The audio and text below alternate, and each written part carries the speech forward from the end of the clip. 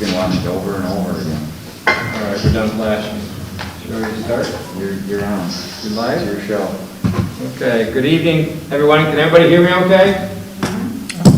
Thumbs up? Yes, yes? Okay, I'm surrounded by microphones like I'm important. Okay, so I'd like to call this meeting to order.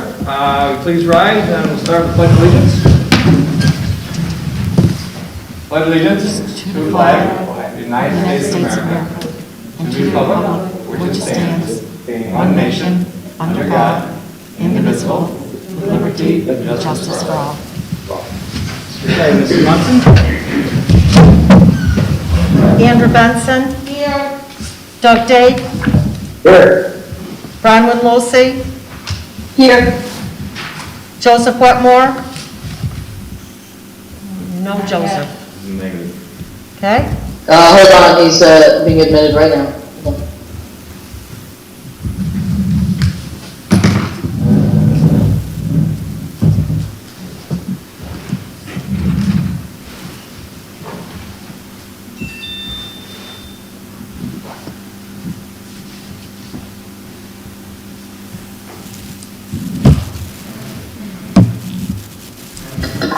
You can say it now. Joseph Wetmore. Here. Edward Levine. Here. Okay, first item, actually it's number 4 in our packet. The first item of at least the presentation is from Dave Herrick, the town engineer, about the old highway building roof. To give you a little bit of background here, I'll try to be as brief as possible, is that this was something that we had hoped to accomplish next year. The same thing with the old schoolhouse. Yes. The old schoolhouse also was an item for next year with the shake shingles, and also to look into the community center roof also. So those 3 were intended to be packaged together. Unfortunately, Mother Nature had different ideas, so that roof at the old highway building, which is the one next to Scoops, is now in need of repair. The town has done some repairs so far, and now we're looking to do something hopefully this year or as soon as possible, as opposed to next year. I've asked Guy and also Guy Crow and Dave Herrick to research this type of structure, because when you go through municipalities, it gets a little tricky sometimes. And that's why we have Dave here tonight to share some of that research with us. So Dave, I'll give you the floor, so to speak, and you can guide us through this now. So thank you. Okay, very good. Well, good evening, everyone, and thank you for letting me jump ahead on the agenda tonight. I've got another meeting shortly after 8 o'clock, so I'll try to be succinct here, and please interrupt me if either you can't hear me or understand where I'm going. But as Ed summarized quite well, 3 potential roofing projects. These came up earlier this summer, and I've had an opportunity to visit the buildings, both with Pat, with Doug, and also a commercial metal roofing contractor who has provided me with a quote for the Old Town Barn up at the corner of Logan Road. And I just want to share with you quickly what would be involved focusing on the Old Town Barn, given that structure has historically had some leaking issues. And just to help you maybe make some decisions about the character of the roofing that might want to be entertained for that building, but the other 2 as well, the schoolhouse and the community center, which we expect to dig into more later on this fall. But so the town highway barn, roughly 4,500 square feet of asphalt shingle roof now. Again, had some leaking problems. Metal roofing, and there's a couple of types of metal roofing. Everyone's very familiar with standing seam. That's the most expensive metal roofing product. What's currently on the Historical Association building that I guess was installed by the town previously, that's called an exposed fastener panel roof system, which is not as expensive as a standing seam product. And so it's an in-between between standing seam and typical asphalt shingles. After the contractor took a look, came down, went into the building, sized it up, he was very comfortable that if the town wanted to go with an exposed fastener metal roof, that could be done for somewhere in the neighborhood of $60,000. That is probably a third more to a half more than what we might pay for re-shingling with asphalt shingles. So I think for your consideration, if you want to press ahead with the town barn roof, the old town barn roof replacement, we can put out a bidding document within the next week for that exposed fastener metal roof system and get some pricing back to the town board at the earliest opportunity so you can make a decision on going with that, which would be a much longer lasting. Obviously, I think it's more attractive. It's applicable for that kind of building, for that type of metal roof. And you can decide if you wanted to, based on formal bids for the metal roofing, go that route, or fall back and just re-shingle what's there. And re-shingling would be removing what's there and putting in another 25 to 30 year asphalt shingle roof. And again, that probably would be somewhere between $30,000, $32,000, $34,000. So at this point, working with Guy, I've got some documents together that could be, as I said, finished up within the next week, and with your blessing, put out on the street to get your pricing on that exposed fastener metal roof system for that particular building. And I understand that the schoolhouse building, while that may have been considered for a metal roof replacement, the preference locally is to stay with the cedar shapes. So that would be a little different animal. We'd have to get some other people who are in that line of work to come in and provide the town with some good pricing on that.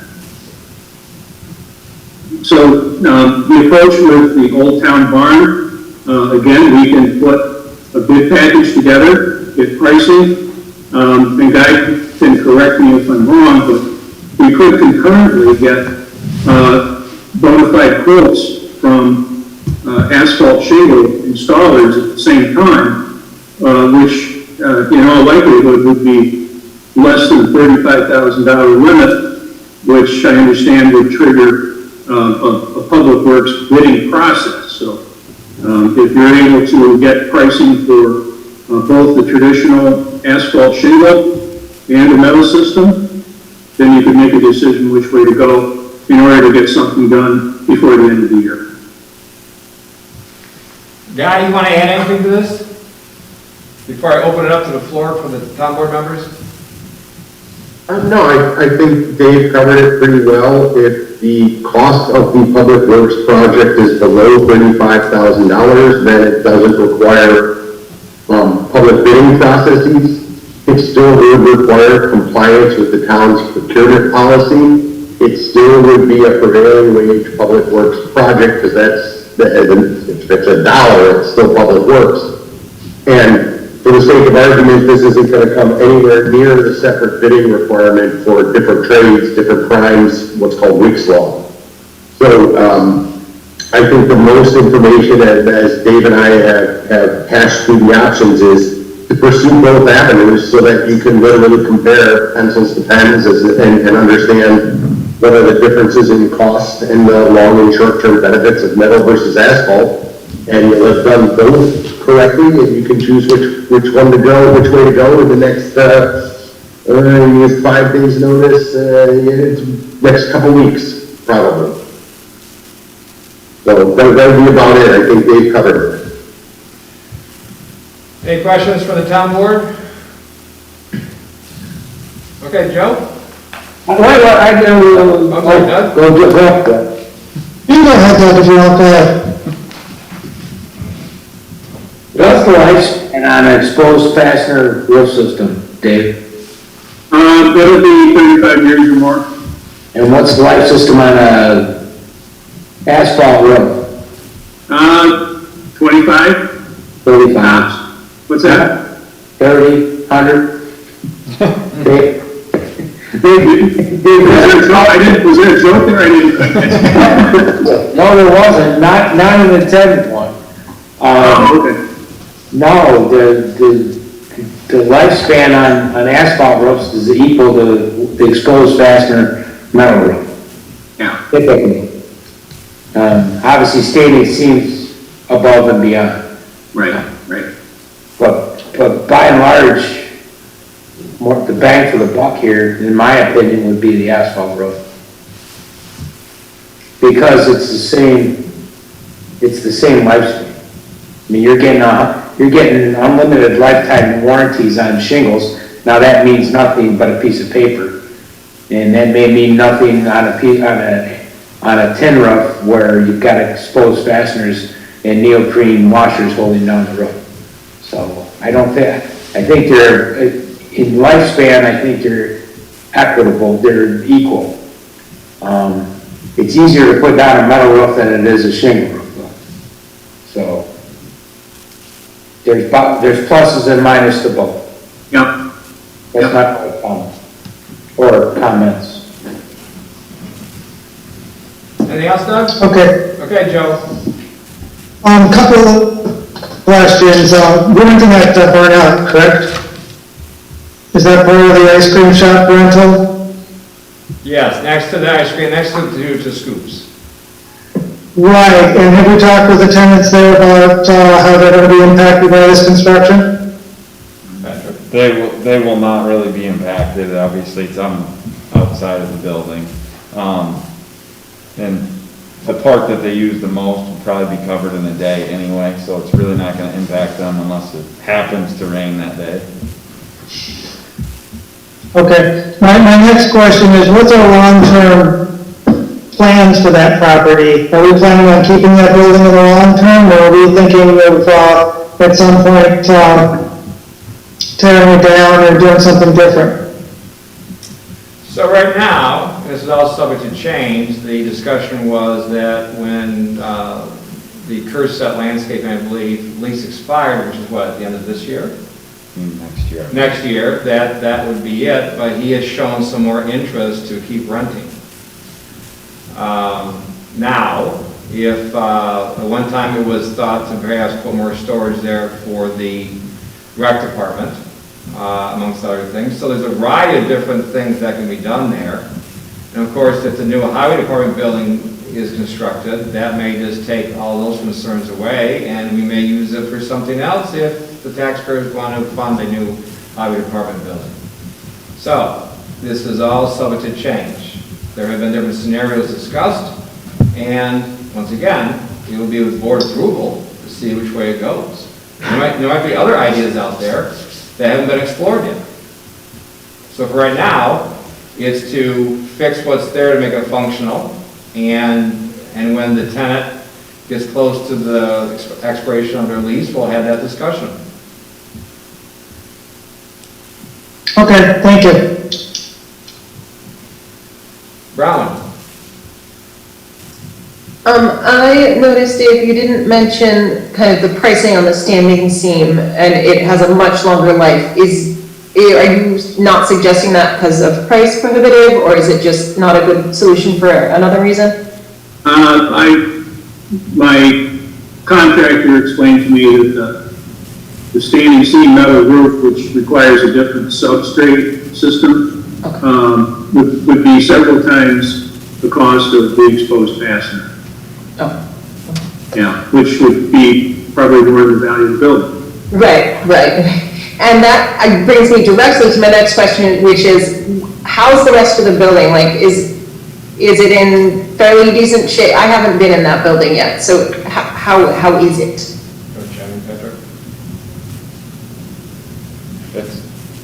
Dave, do you want to speak to that, or?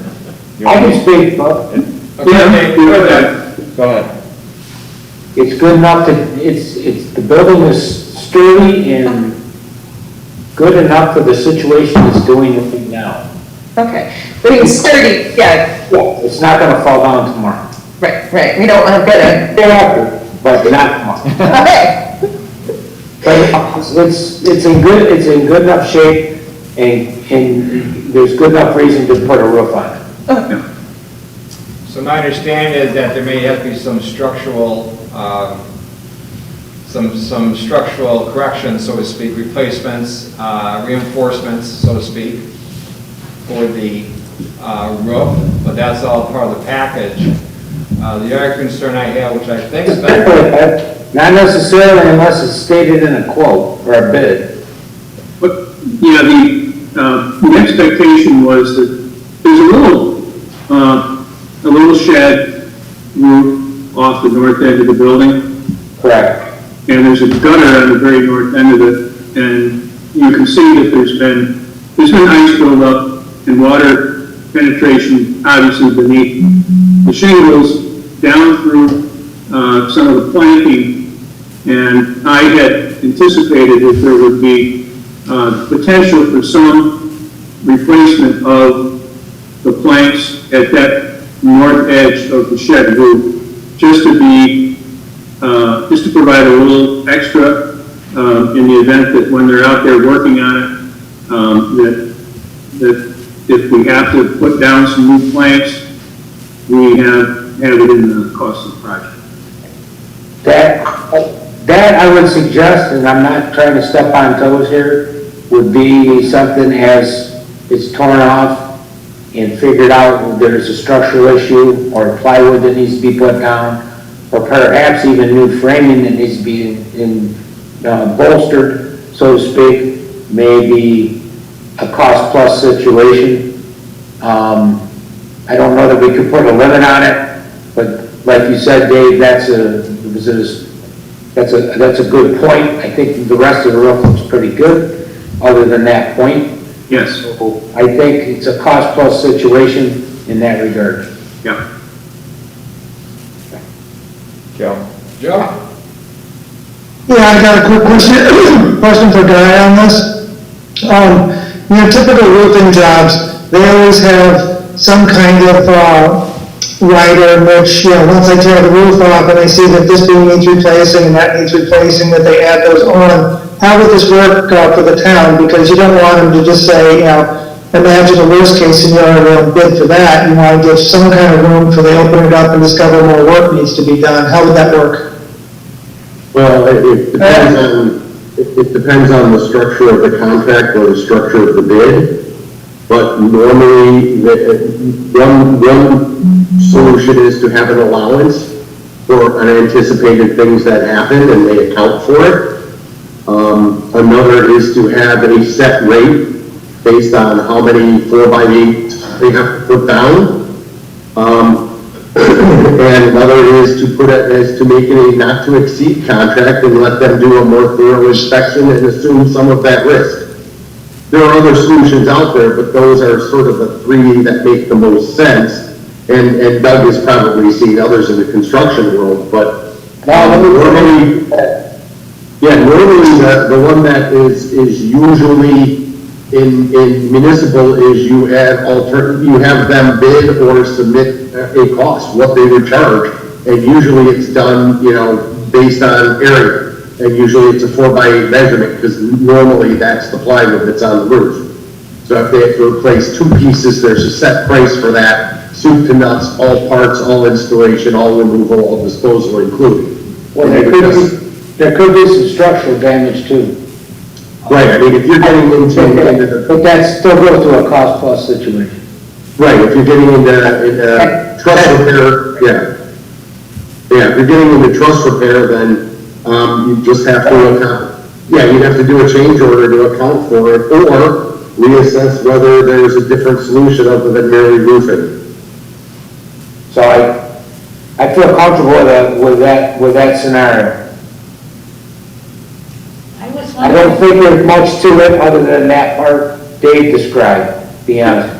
Yeah, and my expectation was that we could, I planned on putting in a supplemental unit price for removal of the shingles on an initial assumption of the square footage, which would be, as Guy suggests, kind of the geometric, practical geometric area calculation, strip the shingles, add any cistern boards that may be needed to the rafters, and then put down an ice shield probably on the edge, and then put the metal roof on that. So that could be provided to the town as a supplemental unit price if it came to that.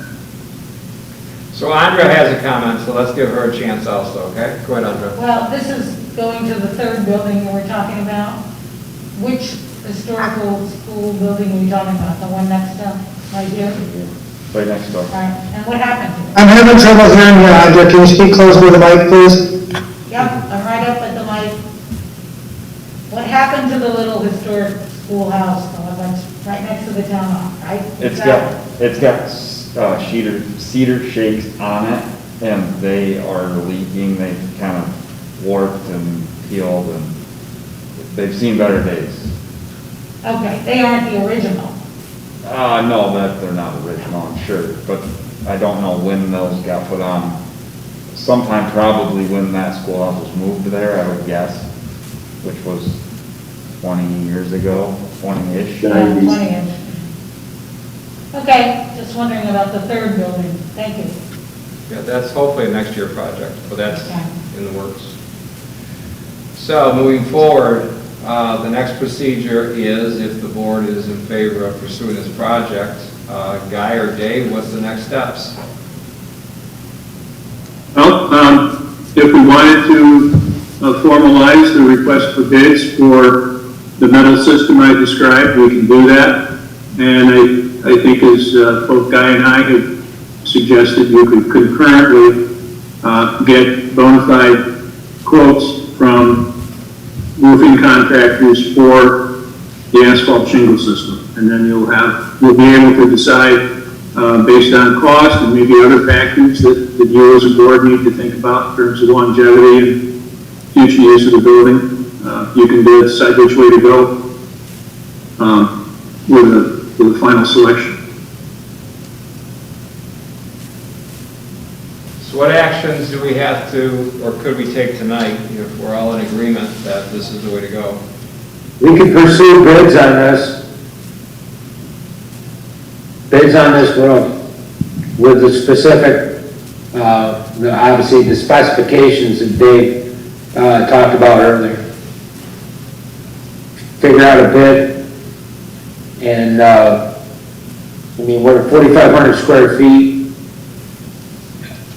My own feeling on that is any more than I may be living in the past, but that's not, I can't see it being more than $35,000, if that, at a shingle roof. Now, maybe I'm wrong, and the people are at $1,000 a square, that's pretty high as I would see it, especially with the cost of shingles at this point. So, that's my own thought. So can we Someone say, can correct me if they would like. Joe, go ahead. I think there's nothing lost in getting bids at this point, since we don't have to take any of them if we don't like their prices. This, I assume, is coming out of the fund balance. I don't think we budgeted for this at all. Well, we have $106,564.66 in repair reserve fund, if you want to put out a reserve. Or we could take. Can we pull it out of the reserve without going to a public referendum?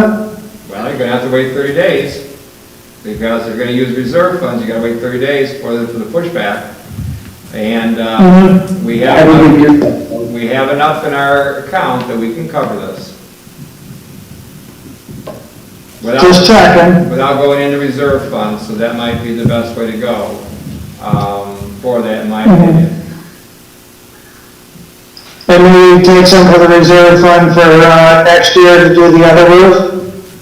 If the board decides to go that route, so be it. If the board thinks Yeah, there's the route. enough in fund balance that we can cover without touching the reserves, we can do that also. When we close the books in probably February or March, we'll have a much better idea where we stand, our fund balance, and we can have that discussion then, absolutely. Okay. I'm all for getting bids, but right now, I think we should move forward on that. So do we need a motion here, old guy, or is it just, we just send it out, right? We just send it out, and I guess under your guidance, and also your guidance, David, as far as what the language should be, is that something we can just move that forward and charge you with that task? And then who would decide, I guess, I know we have a working meeting in 2 weeks, to make a decision then, or we can always do it at our next meeting, which would be in October. Your opinion on that, Dave, first, and then I'll ask guys. Well, if there's a green light to go ahead and advertise and get the documents on the state, the assumption would be that they would be received and available for the town to take action on in October. Sounds reasonable. Go ahead, Doug. He said fine. What's that?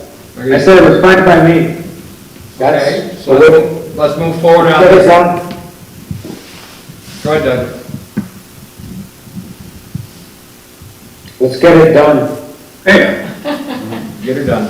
Okay. all right? This discussion's a lot longer than a real discussion should be, by the way.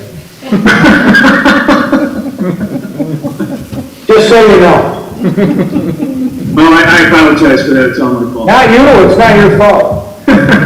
My fault, I guess, but that's fine. No, good. So on that note, Okay. we'll move to item 5 then, so thank you, I guess. Very Set good. to Well, go. thank you for your time. Thanks, Dave. Okay, talk to you later. Thank you, Dave. So, item 5 in your packet, privilege of the floor, limit 20 minutes with a maximum of 3 minutes per speaker. I have one so far, and that is Steve Ruoff. Steve, would you like to come forward?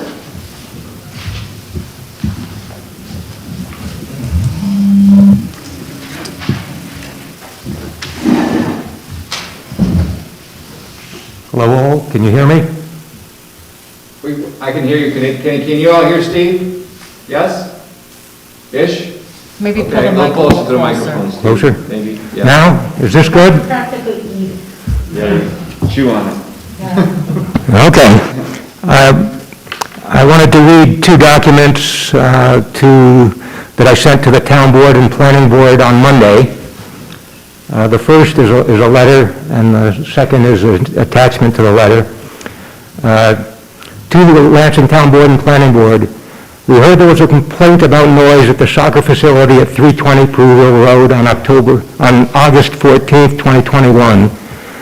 We listened to the complaint at the board meeting online and subsequently called the Sheriff's Department for more information. We were told we had to file a FOIL to get details about the complaint. I also talked to a soccer facility manager, and he had allowed a birthday celebration to be held on that Saturday night at the clubhouse. I also called 2 closer neighbors on Van Osten Road. One was home that night and did not hear anything. The other heard the party and was not bothered by it. Attached is the sheriff's report, which we received on September 13th. As you can see on page 7, the first complaint was at 8:38 p.m., and the third complaint was at 11 p.m. The findings by the sheriff deputies do not seem to support the caller's claims. I want to respect the neighbors and the right to reasonable noise levels. I was not present at the facility at the time and can only go by the sheriff's report. Is there anything more the town would like me to do at this point? And then I want to read page 7 of the sheriff's report, which is really the bulk of the report. And it's the officer report, and it says on August 14th, 2021, at approximately 20:38 hours, I responded to 320 Peruvian Road in the town of Lansing for a noise complaint. Loud music was reported at the location with a very loud bass. Upon my arrival in the area, the sound was almost unnoticeable. It was also not even dark out yet. and the music was coming from a soccer club that was approximately 200 yards from the roadway. I contacted the complainant and advised them that the noise was low and more than fair, and that the music was not an enforceable issue. I advised her to express her concerns over the noise with the soccer club at a later date. The complainant later called back and reported that the music was loud again and she could not deal with it anymore. Deputy Shipman and I responded back out, and the music was so low that it could not be heard from the parking lot within 20 yards of the music source. Again, this was not an issue, and there was nothing law enforcement could do to address the issue. The soccer club was notified of the complaint, and they stated that they would continue to keep the music low. Deputy Street was then dispatched again for the same complaint around 2300 hours. Upon his arrival, the last attendants of the party were leaving the soccer club. My time up? Yeah, that's the 3 minute. Yeah. Okay. I will tell you, Steve, that, just as a side note, I did receive your email with both of those attachments, and I did forward them all to the town board the beginning of this week. Good, thank you. Just so you know that. I just wanted to get it on record. Yeah. Thank you. Okay, thank you, Steve. Now, does anybody else want to exercise privilege of the floor at this time? No one here? CJ, do you see anyone indicating they want privilege of the floor? Nope, no one in the waiting room. Okay, let's move on then. Item 6 in our packet is the Lansing Community Library report. I'm wondering how the leak is happening in the bees. I think the bees have been solved, and I'm not sure about the leak. I'm meeting with Susie on Friday. But I know they had someone coming in to fix it. I'm really having trouble hearing you, Andre. Is your mic not on or something? It is on, but it's It's on, but it's hard to talk that close. But I'll do it. All right, thank you. There's nothing significant. The library report is fine. Okay. Item 7 in your packet is the Lansing Youth Service report. What if we take that line down by Amber? That one too is good, and lots of kids were served this summer, which is wonderful, but they were afraid kids would not sign up, and they did. Well, So they had a lot of response. yes, they had a good response. Excellent. Item 8 is Mike Sigler's report. We have item 9, which is Park and Rec. Pat Terrell. just a couple things I'll mention off of my report. Tomorrow is the last concert in our series, which is one that was rescheduled. That is Smoking Loons tomorrow night. Starting a little bit early at 6 o'clock, just due to darkness.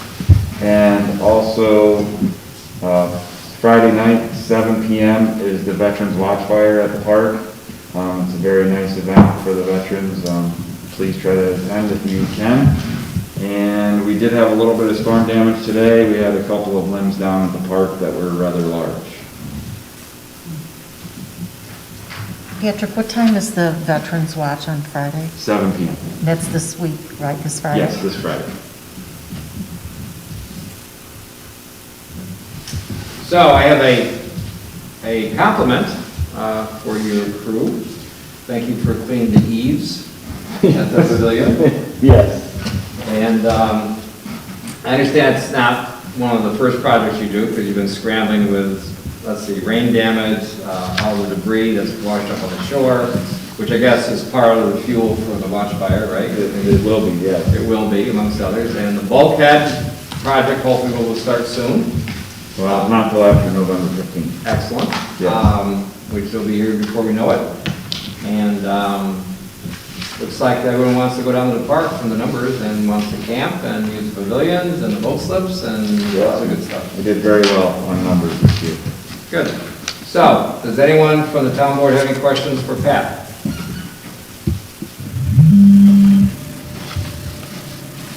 That's always a good sign. Okay, thanks. Thank you for also being here along with CJ to navigate us through this. No problem. Hiring report from our highway superintendent, Mike Mosley. And how is your first week? Good. Busy as always. Yes. Any storm damage on 7th Creek that you know of? No, we're still cleaning up from the last storm damage. Can everyone hear me? Yes. Can anyone hear Mike? Everybody good? Yes? Okay. Speak right into the microphone. Yeah. How's that? Pretty good? Can you hear me now? Everybody but Joe. Okay. All right, so we cleaned up from the flood damage in the 300 block. If you read my report there, like I said, special thank you to the Benson family. Without them, we definitely couldn't have done that project. You're welcome. Short notice and let us get right in and get the work done. The road would have been in not a good situation as the guardrail is already tipping. Angel from Soil and Water is a godsend. Love working with her. Knowledgeable, helpful. We're working on, let's see, repairing down by Jeff Cook's starting next week. Working on it, adding more rock back in where that pretty much got gutted from 2 years ago. Hopefully, within a week, we can have that repaired. Shoulders went down. I didn't have time to put that in, but we got shoulders down on a couple of the roads that got paved today before the rain. And we're moving to close off and be done with the restoration of CWD 5, hopefully, in between the rain showers. We have some trees to plant and a valve to cut in. I need to work with Dave Herrick on the 8-inch valve that we need to cut in. And that will allow, when there's a main break near crossroads, for us to then isolate that break and make sure that the boys' prison has water, or boys' school. Other than that, fall is here, it seems. So any questions from the town board for our highway superintendent, Mike Mosley? I do. Hey, Mike, I was wondering, I know there was an email circulated months ago now talking about the concept of using brine on the roads rather than salt directly. And it's environmental impacts. I'm wondering if that ever got to you. I know it's your first official week on the job. So wondering if you've had a chance to look at that and what your thoughts are. I don't recall that email. No, I can resend it to you, I can find it. Yeah, that would be great. Right at this point in time, we have no way, no capacity to spray brine, and that would be a pretty costly undertaking. It's something, if the board would want to spend the money, we could absolutely look into. Right, yeah, that was my understanding, was that it would be different equipment, and it's sort of like, is that something we want to move towards? And would it make sense? So I'll resend you what I have about it, but it's definitely for the lay person. But Thank you. thanks. Anything else? Good. Now you can go home. Sounds good. Only what, a 14-hour day today? Long, it seems. Anyways, thank you, Mike. Yep, thank you. Okay. Next item in the packet is CJ, Director of Planning. CJ, you have the helm, go ahead. Hey everybody, so you should have received a report from me outlining some of the broader pieces of work that we've been doing over the last month, which is quite a bit. Getting our new staff up and running has been a lot of fun, very exciting, and pretty vertical learning curve kind of for all of us. But in any event, one thing I did want to mention, and I think I just touched on it on the report, was that we are looking into some cloud-based software. Our current software is starting to sunset, not being supported anymore. And so we've reached out to some folks in the community and local governments that we know, and we're very fortunate to have in the town of Ithaca, the director of codes there is Marty Mosley, and he's been just an incredible source of information for us. And he suggested and has done a lot of background research, saved us from that. They talked to at least 8 different providers, helped narrow it down to 3. And so we're looking at some cloud-based software options, essentially making it easier to do business with government, both with our department and any others. We're primarily trying to connect better with public works, so highway, who's I affectionately think of it as public works since they do so much. They do obviously water and sewer. They help us with drainage districts and stormwater, and then of course highways. So they have quite a large role, obviously, in the town, and we'd like to do as much as we can to provide citizen services that are secure, able for any of the staff to access remotely, and provide cost savings to taxpayers, actually, by increasing efficiency.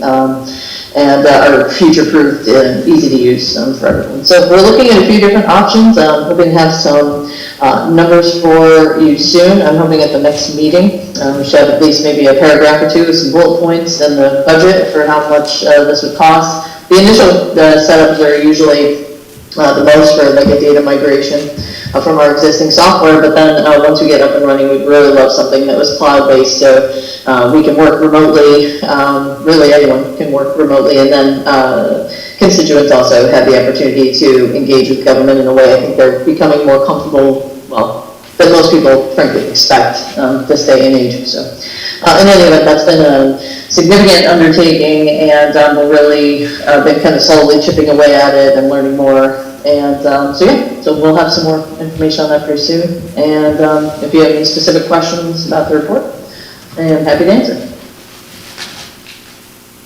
Any of the town board members?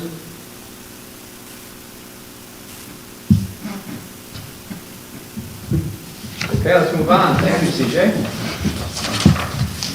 So, we're going to move on, engineers report, ag report. I guess now we go to item 14, which is the town clerk presents the tentative 2022 town of Lansing budget.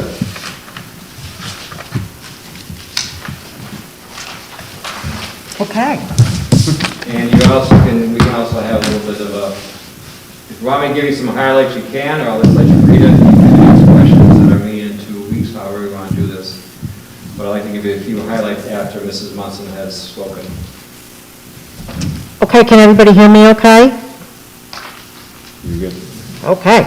So this is just formality. Every year I present the tentative budget. So this is the tentative budget for fiscal year 2022 for the town of Lansing, and I'm presenting this to the town board.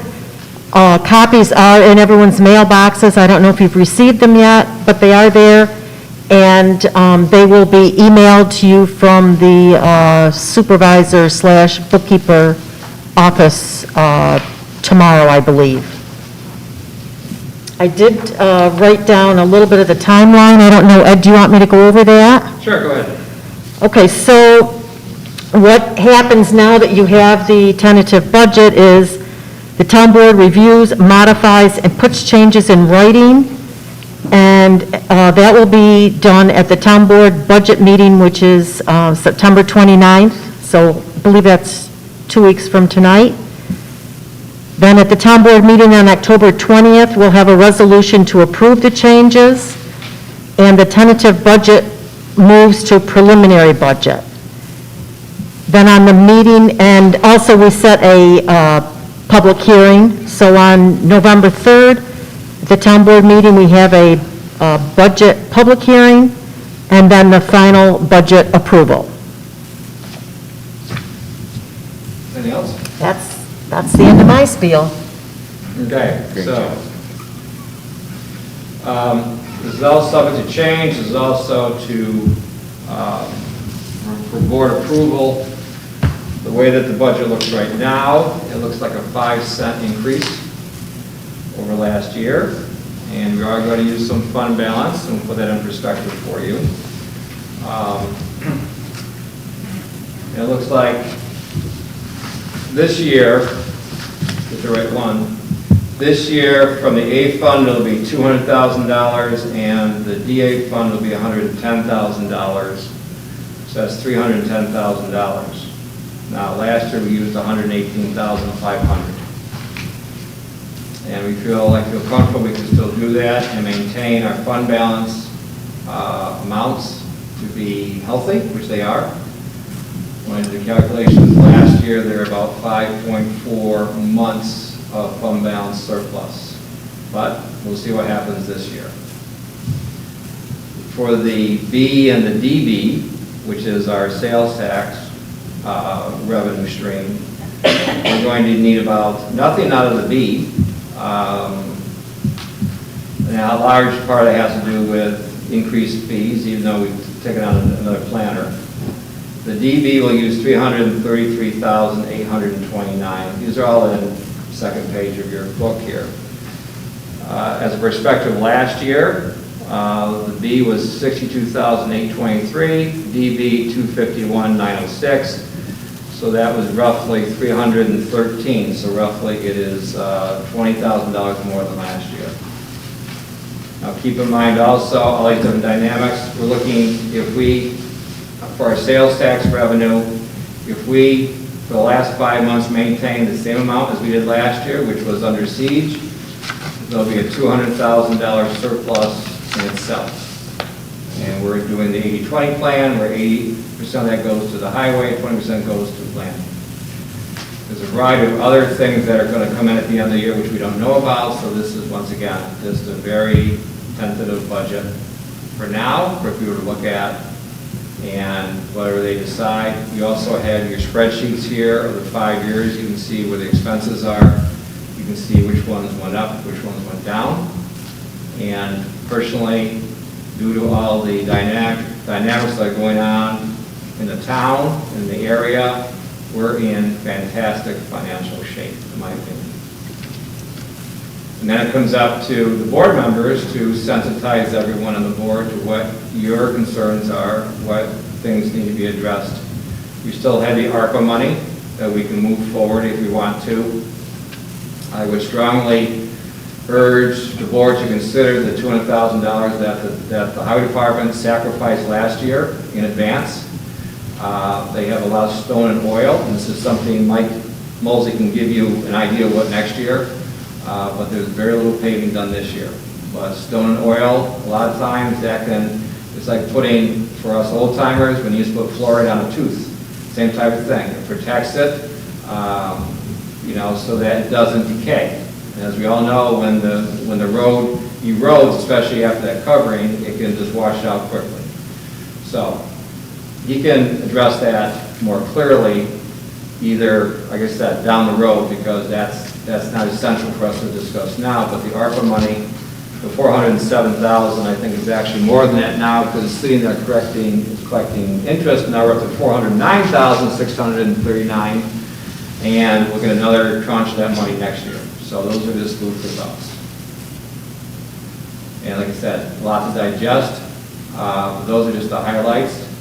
Is roughly, I think it's a 3.2% increase in taxes. That's with, I think, the assessments going up an average of 3.9%. And it is above the tax cap by $62,000.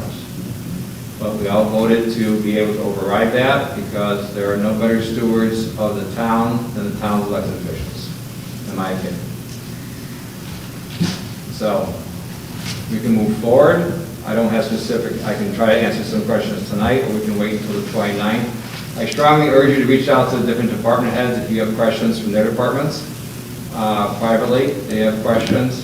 And also, if you want to reach out to me or Charmaine or Mary Ellen, feel free to do that also. Okay? This is an open forum back and forth before the 29th. You don't have to worry about it. Joe? I just want to clarify the timeline a little bit. You would like all of our major suggestions by the 29th of this month, but there's still time to affect changes all the way up until we actually adopt the budget, correct? Yeah, there is, actually. Let's see if I can find my timeline here also. And these timelines also are in our magazines that they send us every year to do that. What Mrs. Munson gave, she gave you a timeline. This is Untitled Towns that they give out every year. Mrs. Munson gave you one for us that we want to adopt. But yes, we can go up until actually before the public hearing. After we have the public hearing, you can make changes also. I mean, so so I think if I read you correctly, you just don't have 2 weeks and that's it. You have more time than that. Right. When does the state require us to have passed the budget? Is like the 20th of November, as I remember? It's interesting this year because the election is early. It varies. But it says here that the budget is adopted by the governing board no later than November 20th. Now, we like to do it the first Thursday after election, but if we have to call a special meeting, we can do that. Also, without my calendar in front of me, November 20th is, let's see, if it's the 4th. See, the 4th would be the 3rd, so we still have a meeting on the 17th of November, I believe. Yes. My calculation Yes. is correct. So if we had, So we can approve it on the 17th and not have to have a special meeting? if it goes that far, and if people still want to discuss it, or if the majority of the board wants to pass it, then they can also, yes.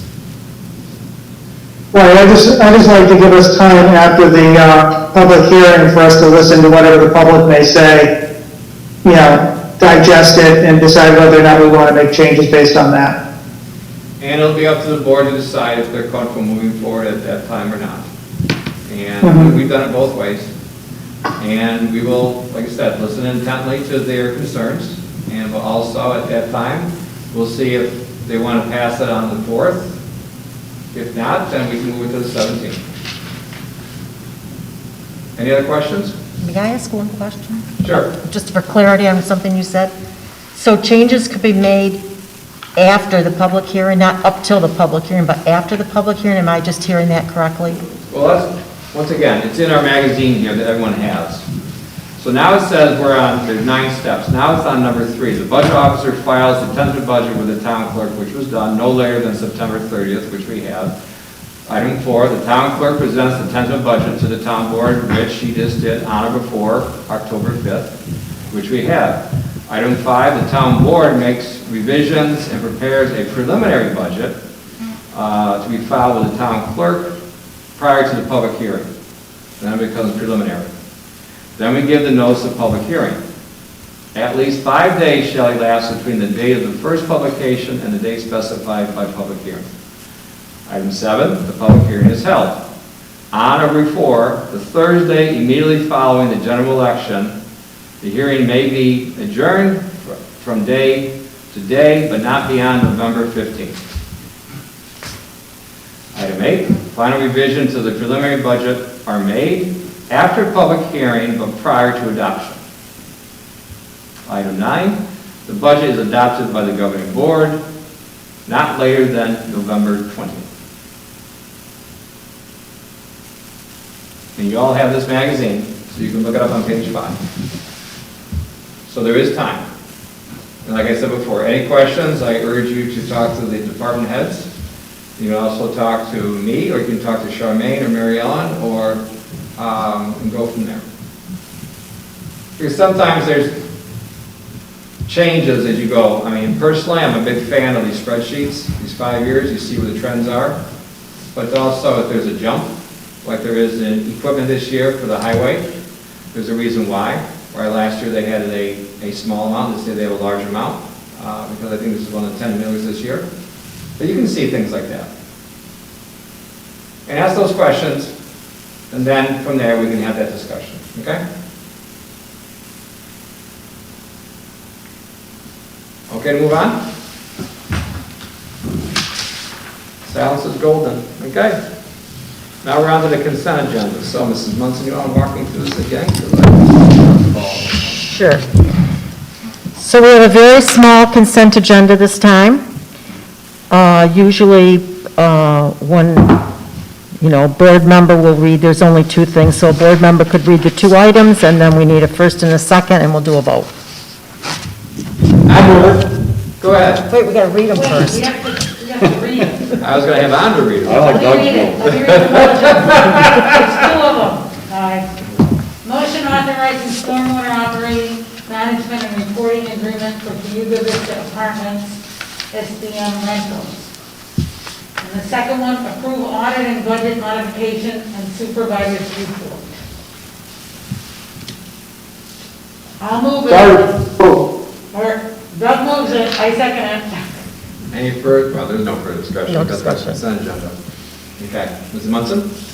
Andrew Benson, Yes. Doug Day, Yes. Bronwyn Losey, Yes. Joseph Wetmore, Yes. Edward Levine. Yes. Item 16, board member reports. Andra? The library and the Lansing Youth Mission one, we already, the Lansing Youth Services one, we already talked about. I did attend by Zoom the CAC Conservation Advisement Committee, and that was mostly the letter concerning the Bell Station. And I was not able to attend the Environmental Management Council. So that's all I have to report. All right, thank you. Bronwyn? I was not able to attend ZBA this month or the Quio meeting, but I know the Quio notes have been emailed to everybody. The Lackcliff worked on the same Bell Station letter, and then at the meeting, we welcomed a new member who has a ton of on-the-ground knowledge. He's worked both at Cargill and at the power plant, so it's really great to have somebody who can be like, oh yeah, I remember that place there, and give us a lot of context. And who's that? Who's that person? Oh, heck, Leon something. I apologize. Not I even don't put you on the remember. spot. It probably will take me more time It's okay, it's okay. to find his last name, but, thank you. He's a really great asset to the committee, and, the other newish member to the committee, slogged through a bunch of foiled DEC documents, about the water discharge and everything, and, gave a pretty thorough, explanation of what's been found, and we realized we need to get, the most recent, bits that were not part of that information, so that he's gonna be looking at and, kind of giving us information about, but, again, a lot of it was about Bell Station. It was right after our meeting, so a lot of the meeting was just me updating folks about what was happening. Sure. And that's all I got. Okay, Doug? I have really nothing, other than stuff that was covered in, obviously, CJ's report. We didn't have a meeting, this past Monday, or the Monday before, because that was Labor Day, so not much other than what CJ put in her report, several different things, at the planning board level. Okay. I can go if you would like. It's okay. Joe? I sent my report around yesterday. Did anybody have any questions on it? No? Nope. Okay, good. So, budget took up a lot of time, met individually with all the different department heads on that. Also, met with our new highway superintendent, a lot. And we meet a lot anyways, just briefly. You see on board as I do with Pat, I usually call them, and CJ and all the different department heads, and Debbie, they all know a lot. You know, 6:30 is a little early for this guy, but I'm struggling, but anyways. And moving forward, the trends are, I mean, I want details, I give details, but the trends are technology. Technology is going to be a biggie moving forward. Filling in the gap from the lack of the Lansing Star with websites, accurate websites where we have two people doing in-house Dan Beater did an excellent job, but he's retired, so we do it in-house so that we can update the information out there as fast as we can to fill the void with the truth as opposed to rumors or anything else that comes out. And we have a lot moving around in Lansing right now, so the best thing for us to do is try to get that accurate information out there as soon as possible. So that's the other thing we're looking at. Also looking at the employee handbook to adjust that. We have department head meetings the first of the month. Also looking at updating the COVID policy. Sometimes it's like playing whack-a-mole with that because it seems to be moving all the time. We don't know where the next steps are with that. There will be a vaccination clinic here this Saturday, and you can thank Valerie McMillan for spearheading that, and also Pat Terrell. Yes, they did reach out to me, but most of the heavy lifting was done by them, so they get the atta-girl and the atta-boy, and excellent job as far as that goes. And we still stress that if you haven't been vaccinated, please consider it. Any questions, ask your health provider for guidance, and hopefully we can contain the virus. What else as far as that goes? We have some things to talk about in executive session, but overall, once again, as I briefly said in the budget, we're in good shape as we move forward. We're transitioning our employees again, as we did at the highway department. Some of those may be retiring soon. We have a couple of positions that will be opening. Right now, I think we're 2 people short, and Mike Mosley will post that job soon, and then we'll consider the applicants and go from there. A lot going on, a lot of moving parts, and we try to stay in front of it. And we are blessed to have an excellent, excellent group of employees. And they always seem to be challenged, and they shine. So we're very fortunate to have them. That's all I have now. Does everyone want to take a break first, or do you want to jump into the work session? Joe? I just had a quick question, because you brought up the Lansing Star, and we all missed the fact that that was a weekly newsletter that was dedicated to town issues. But what we've also lost is all the back issues, because that's gone dead. So you can't look up our history. Yes. And there's a ton of work done there. And I reached out to Dan, and he still has all that as a file. So it's not gone, but it's unavailable to the public. And I was wondering if the board was interested at all of hosting that somewhere on the town website so people could have all that historical information available to them again. Absolutely. So, you know, yes, it's a great suggestion, but is that his material? He's open to this. I've already reached out to him and talked to him about it. He'd love to see it available again. He just didn't want to keep paying the fees to keep his website up. So that is something we can discuss with Dan. So I don't know, Patrick, if you want to reach out to him? Okay. Yep. Okay, that'd be excellent. For the archives, at least we'll have a history there and move forward from there. So that was a good suggestion. Anyone else? Shall we take a break, or do you want to go to work session? Work session. Okay, work session. Anybody else want to go to work session? Looks like everybody else doesn't have to go to the bathroom. Okay, wonderful. But I'll be quick. What's that? Doug's I'm going real quick, I'll be right back. All right. I thought he was telling you to be quick. Good night, Steve. Thank Bye, you for Steve. coming. Yeah, stay well. So we'll start on the first subject, and we can circle back, because there won't be anything that Doug will miss. The first one is the mandatory training. This is something I've had our new, I guess you call it HR person, Mary Ellen Albrecht, work on. She has taken over the duties of the HR slot, since we really didn't have an official one. And one of the concerns we have is for committee members to do their training. And I think she sent out an email to everyone. You should have it. Also, there's a hard copy in your box.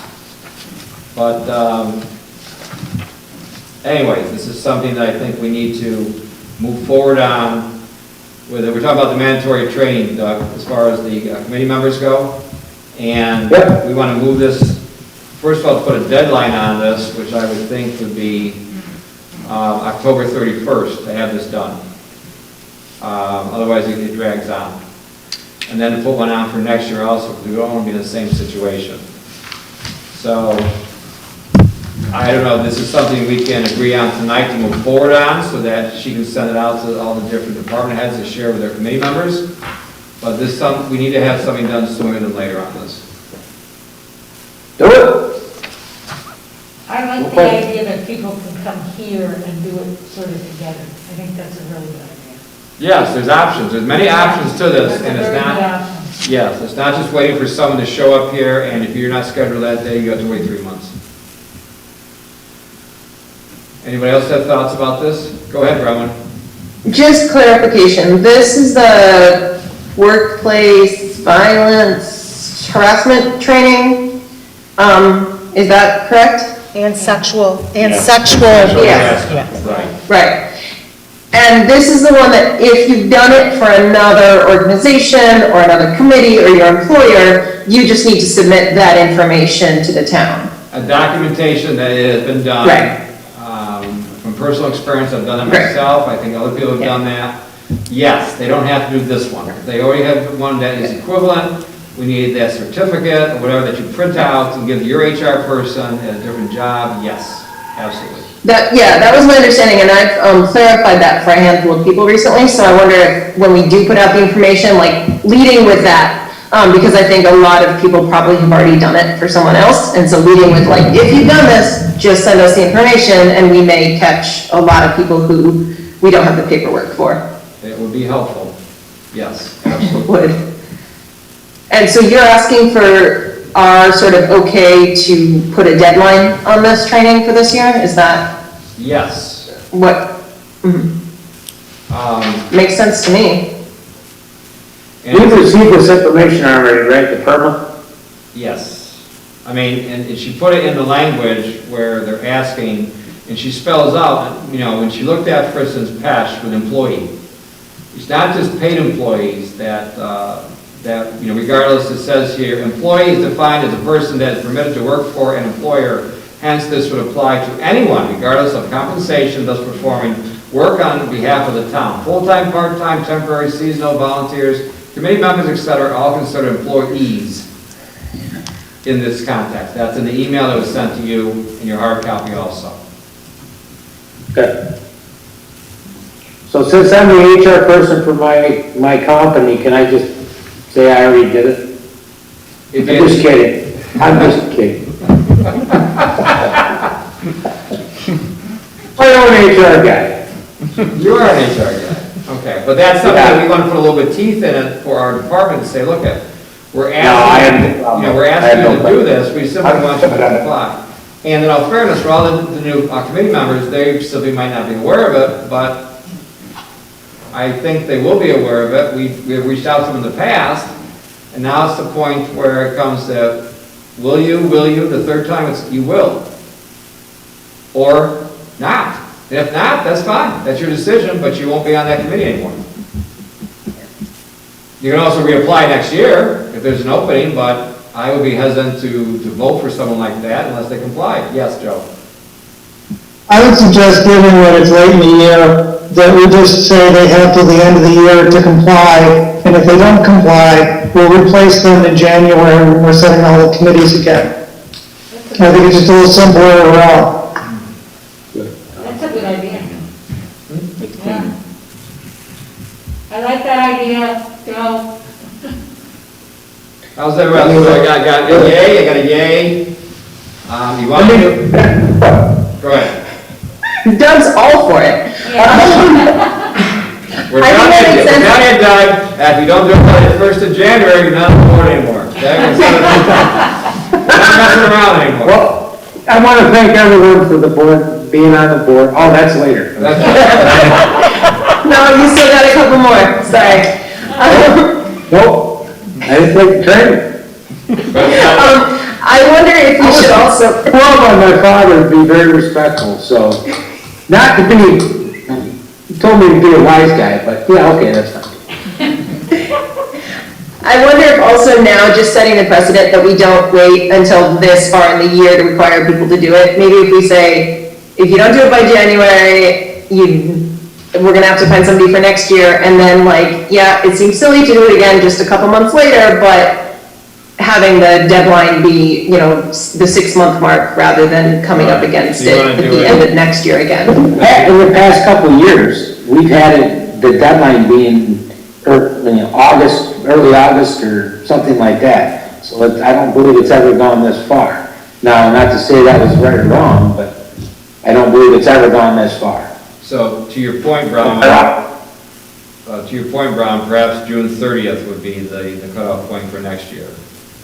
Right, and that can just be part of this same information, like, just so you know, you're gonna have to do it in a short amount of time. If you haven't done it yet, you're gonna have to do it again within 6 months, but then we'll just be on the right cycle of things. And they would be off for a year, at least, until the next year. So if someone says, Exactly. I'm not gonna do it this year, that means 2022, they wouldn't be eligible to be on that committee, Right. or any committee. You know, Or board. And go from Some there. people might be happy about that. Yeah, I'm sure they actually get it out, right? I don't know how big a threat that is for everyone, Yeah, yeah. they say, thank you, Ann, we appreciate that, if they see it. Awesome, there you go. So maybe we do that, so the language would be to the end of this year, go ahead, Deb. Well, I'm just wondering if by law, we're allowed to wait for 6 months into the year before that training can be done, if it has to be done within so many days or whatever, once the year starts. I think once you're hired, you have to do it within a certain number of days, so I just don't know. I think that's something that we would have to check with Mary Ellen on to make sure that you could wait till June 30th. So let's do this. just saying. Let's agree on, which we have it down, that the end of this year, December 31st, will be the cutoff. Now, if Mary Ellen for some reason says that's a bad idea, with her experience from the past of the HR, we'll let her respond. But we still have, we can always either address this at the working meeting, or we can address this in our October meeting to say, okay, what is this, right? And then I think perhaps moving forward, that would be the first piece to say, where is the cutoff for this year? The next piece, we have a little bit more time to work on. Is it July 1st, June 30th, 2022? Should it be sooner than that? Should the language say up to June 30th, or advised by whatever guidance? I'm sure there's verbiage out there that people can work on, but I think for now, we need to get the initial concern addressed. We can probably finalize something at our October meeting to see what next year's cutoff would be, and what the language should be. So for right now, I think we'll say December 31st, and if there's a conflict or something we're missing, and that our HR person has more experience to say that's a bad idea, or I can live with it, then they can respond probably within the next week. Fair enough? So we're all in agreement with that. Now, do we have to have a motion for that, or is that something that we just agree on? I don't know what the formality is here, in case it's challenged. Well, we can always address this at our organizational meeting next year also, right? Because we vote on the members. So there's other ways that we can enforce this. So you have it in writing that people know about it. Okay. So I think we're in a good spot. I don't think any additional more action needs to be taken at this point. Okay. So, roof replacement, we talked about that already. Cannabis, CJ, we have a subcommittee on that. Is there a recommendation yet as far as that goes? Let me just back up just for a moment and just saying, I assume you all know about the state's cannabis legislation, which legalizes medical and recreational cannabis consumption. Okay, we're good on that. So the biggest decision, as I understand it from council, is that the town needs to decide whether to opt in or opt out. And this decision needs to be made by, for us, because our last meeting of the year is December 15th. Or 2 weeks before that, sorry, Deb Munson. Let me preface that by saying more like December 1st. So there is kind of an ad hoc working group that was assembled.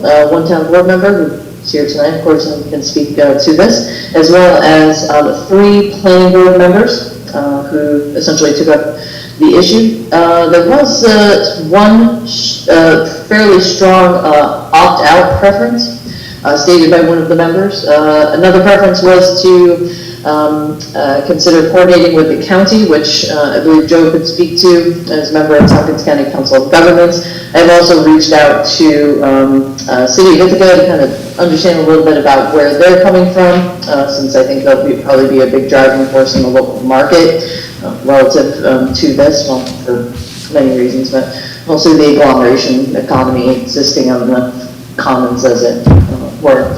And then also with the senior planner and tourism director, Nick Hemmel, because there was some evidence that there's a link between tourism and recreational cannabis, kind of complementary driving forces. So I think what I'd like to understand, if the town board wishes to opt out, there's some revenue implications, the extent of which I'm not really sure. I don't know if anyone really knows what the projections are going to be, because obviously the town would not be able to collect any of the revenue that the village share would be taking in. But the thing about opting out is that you can opt in at any time in the future, but you can only opt out by the end of the year. So it's kind of speak now or forever hold your peace if you're going to opt out. Otherwise, you're in, and happy to answer any additional questions. And I just want to say Guy's firm has also done a lot of great research on this, and we're happy to answer any questions. I have just a quick point of clarification, CJ. When you say opt in and opt out, it's just talking about selling it within the town boundaries. Is that correct? There's no opting in or out of the legalization of use. Yes, that's a finer point, and I think actually it's 2 pieces of the legislation that we would opt out of, and one of them is related to the retail sale, which that's what we'd be opting out, and then I think it's also on-site consumption. I'm pretty sure, but. And so on-site consumption, you mean at the place of sale? That's my understanding. That's correct. And it's possible, it's just kind of riffing, but it's possible that there could be some locations cited within the village of Lansing, in which case the town would be eligible for a slice of the revenue collected there, without necessarily hosting per se, or having any licensed establishments within the town. So I guess getting back to the subcommittee, have they recommended anything yet? I wouldn't say there was a kind of a unified recommendation. Like I said, there was one very strong recommendation to opt out. There was one for the countywide approach, which I mentioned. I did kind of provide some kind of background commentary on. Obviously, the county doesn't have the land use authority. That's all vested in local government. But we were essentially trying to approach this together to see, what we could do, and there may be some more information from TCOG, but really it seems like there's not a really strong recommendation, but if you'd like, I'm happy to look into this further and kind of draft a little bit of a briefing from the planning perspective, but no solid recommendation either way as far as but Joe, feel free if I'm not characterizing it. So when does this take effect? Next year? So like I said, the town would need to opt out by December 31st. We have to basically, if we don't opt out by then you're in, and that's it. So. Does the town, if we're in, then does the town have a say in who constructs the little store to sell cannabis, or it's just, or only the construction of a building and they can do what they want, sell cannabis if they wish? Yeah, so I think, Andrew's asking, can the town regulate? And yeah, we can apply very basic, though, zoning regulations related to to these types of businesses, related to time, place, and manner. So, they can't be much like some other uses that have kind of preemption protection. You can't just say, none, within 5,000 feet of a school, in a way that's, perhaps there would be nowhere for them to actually locate in the town. It would be kind of a de facto ban on them. So they have to be, the restrictions would have to be, reasonable. I guess I would opt out. My understanding is we could regulate them like liquor stores. Right. That basically we could tag it on, whatever our rules are on liquor stores, so you can only place them in wherever a liquor store goes. And, it's a similar type use, so it would make sense to do something quite similar to that, which I think is what most of the people at TCOG were talking about doing in their towns. When I brought it up to TCOG, everybody said that they were expecting significant revenue from these stores, and they were all going to opt in. Yeah, but you can always opt in. You can always. You can, but you can't get the past revenue if you opt out, and everybody's looking. You're talking a month or two. I don't know how that works. I don't know if you opt in, if you suddenly start getting the revenue stream, or whether you have to wait till the next year. The state's still putting together a lot of these regulations, so it's hard for specific answers to be answered. Well, personal opinion is that, first of all, is there a sunset on when you can opt in? Is there a sunset when you can opt in? Is it a year from now, 2 years from now, 5 years from now?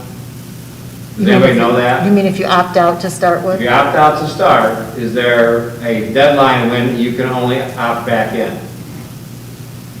So my personal opinion is that, let somebody else be the first mouse, we'll be the second mouse, because the second mouse gets the cheese. Let's go see what the results are first, because quite frankly, this isn't really about the money. We'll be okay without the revenue stream for this, if that's the only reason why. Let's see what the other effects are, let's see how they regulate them. All right, and the other thing is that if we opt out now, it buys us time to where we want to put the allowed use for this in certain areas. If you put it next to the liquor store, you're right down the road from us, if that's where you want to put, if that's your guidance. So I think we have a lot to learn by other people's experiences. I hope they all have good experiences, what they anticipate, if their municipalities decide. But I think for right now, my personal opinion is we can be somewhat cautious, opt out now, and then see where this thing goes, and see what the other responses are from people who are doing it, and if it's something that seems to be desirable, we can always opt in. I agree with that, that's my gut feeling. That's my feeling. Huh? I already stated that, but that's my feeling. Now, the other thing is that can we also pass it where you have consumption, like there's no smoking on town property? Can you also have, there's no consumption on town property of this also? Are there ways to do that? Yes, that's my understanding. And I that believe the state law governs it like tobacco. I believe it says you can use it in the same places you can use tobacco, and therefore not in the same places you can't use tobacco. But is So that, that part of it's already covered. so that's something that's already written in the law, or is that something we'd have to do an addendum to? I think that's in the state law. I heard that as well. Okay. Yeah, But we'll verify that, I'm sure. yeah. I think Guy could probably speak to that better, but I think it, like a public health, like comments and Doug are saying, I think it's, if we don't allow smoking on town property, then we just don't allow smoking, it doesn't matter what the smoking is. But is it just smoking? You're right, but I don't think that would be the same. Would it be the same with all the candies and cookies and stuff that are infused, and, who's gonna regulate, you're gonna go up to someone and say, what's in that cookie? Yeah, I understand. Well, that's where the devil is in the details, right? That's not as blatant as something smoking in next to you. Well, the difference between smoking is if they're smoking next to me, I have to breathe their air, whereas they're eating the cookie, I don't have to eat part of it too. Right, that's the difference. I've had personal experience where brownies were made, left on a unattended. Younger children thought they were just brownies, and it caused a disaster, trips to the hospital. So I am not in favor of any of this, and I want to wait to see if it's worth it, because that could easily happen, very, very easily. So, anyway, When like you does, said, when does the next subcommittee meet, CJ? When does the next advisory? There's no formal meeting scheduled, but what I could do is just kind of give a synopsis of this conversation tonight, ask them perhaps to maybe solidify their opinion a bit more and offer a more formal recommendation. And so am I hearing that what you might like to consider at the next meeting is both an opinion from this working group as well as draft opt-out legislation? Okay. Well, I actually I'm not in favor of opting out. I think that the concerns about, that I've heard from people that lead them to want to opt out are ones that, wouldn't really be addressed by opting out. You know, the idea of people leaving things out where kids can get to them, or people using it in inappropriate spots. People are gonna just go next door to the next town over and buy it. So I just am not in favor of opting out. It makes sense to me to go ahead and opt in and, yeah, I guess the end. Okay, that's good to know. Anyone, Joe? Thumbs up mean what? I agree with Bronwyn. I think we should not opt out. I don't really see the dangers of having cannabis stores in the town. I think they're all going to be in the village anyway. But, yeah, we're dealing with alcohol sales already, and we all know that there's problems with that, and they're significant. You know, people go to bars and they go out driving afterwards drunk, and, you know, we're already dealing with that. So I think the harmful effects are minor at best, and I think the revenue will be valuable to the town. And I don't think, like Bronwyn said, you can regulate the things that are the concerns I'm hearing coming up before this board.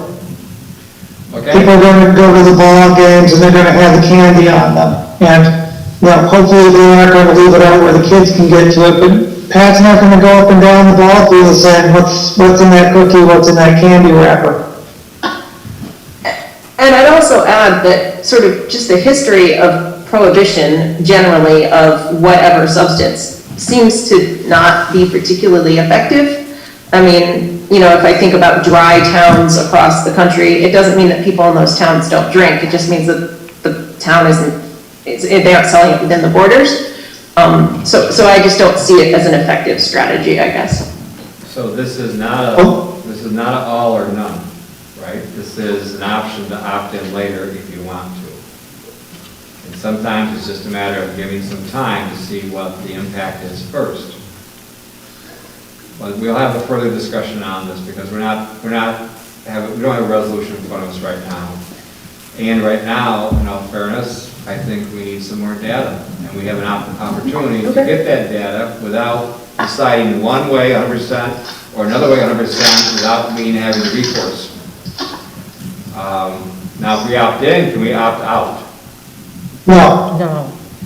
That is a concern I would have. Once again, my personal opinion is that not that I'm in favor of opting out forever, but if I'm opting in, I'm in. Now, maybe we're out and then we're in next year because we're more comfortable, but that's something that we can discuss in further. This has been a good discussion, in my opinion. So let's see what they say, and we'll discuss this at our next meeting. How's that, okay? Yes? I'd just like to add that for timeline, it seems like December's a long ways away, but we're now in the middle of September. And my understanding is that this, to opt out, becomes a local law. And to do a local law, you have to have a public hearing. So we'll need a meeting to say we're going to set a public hearing, then we'll need that next meeting to do the public hearing, and then either decide at that meeting that we're going to pass the resolution to either adopt the local law or not, or have another meeting. So I'm just saying, timeline-wise, the end of December is not as far away as So- we think. May I suggest this? Let's set the public hearing at our October meeting and have a resolution of something at our November meeting to decide. Okay, so we're going to set the public hearing at our October meeting to have the public hearing at our November meeting. Does that fit? Yeah, I think that should be fine. Okay. Is everyone in agreement with I that? I would agree, I just don't want to emphasize that if we decide to opt in, which I know the majority right now is not in favor, we would probably want to have that public hearing change our zoning to at least add cannabis to a similar list that we have with liquor stores, so that we have some kind of way to regulate where they shop. Well, like I said, we can discuss this, and that's a good point. The other thing is by opting out, you buy some time, at least you can look through where you want to put the zoning. I don't want to just all of a sudden spot zone something, or hurry up and get something done, when we'll have more time to figure out where the best place to put this is. It doesn't have to be next to a liquor store, it can be right across from the village line if you want, or something like that. These are just things that we're going to discuss later on, so these are all good points. You're misunderstanding me, Ed. When I say put it next to the liquor store, I mean that in our zoning. That just means wherever liquor stores would be allowed in our zoning, they would be allowed to have cannabis stores as well, not next to the liquor store, but in the same zones that we allow liquor stores with the same restrictions that we have on liquor stores. And that's fine, but it doesn't have to be that way. We'll see where it goes. That's for discussion later. Okay, so I think we've made some progress. EV charging stations, CJ? Okay, I'm not fully sure I understand the directive, but I'll get the working group to try to provide an opinion, and we'll share some additional information for town board once it's the cannabis. Okay? Okay. All right. I'll work quickly on that, CJ. Okay, great, So wait a minute, who's on that committee, who's on that subcommittee is that you? It's you, Joe? Okay, good, thank you. Yep, and three members of the planning board as well.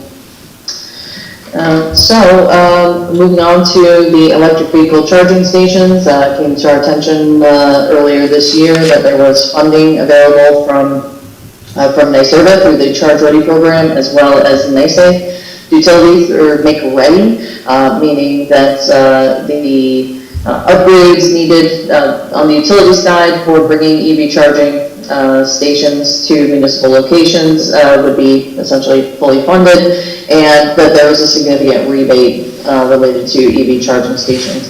And so we, another small working group was formed with a couple planning board members and Joe again. Thanks for participating in that as well. And essentially we talked to Cornell Cooperative Extension, gave us a variety of resources to check into. We met with a handful of folks who do this kind of work.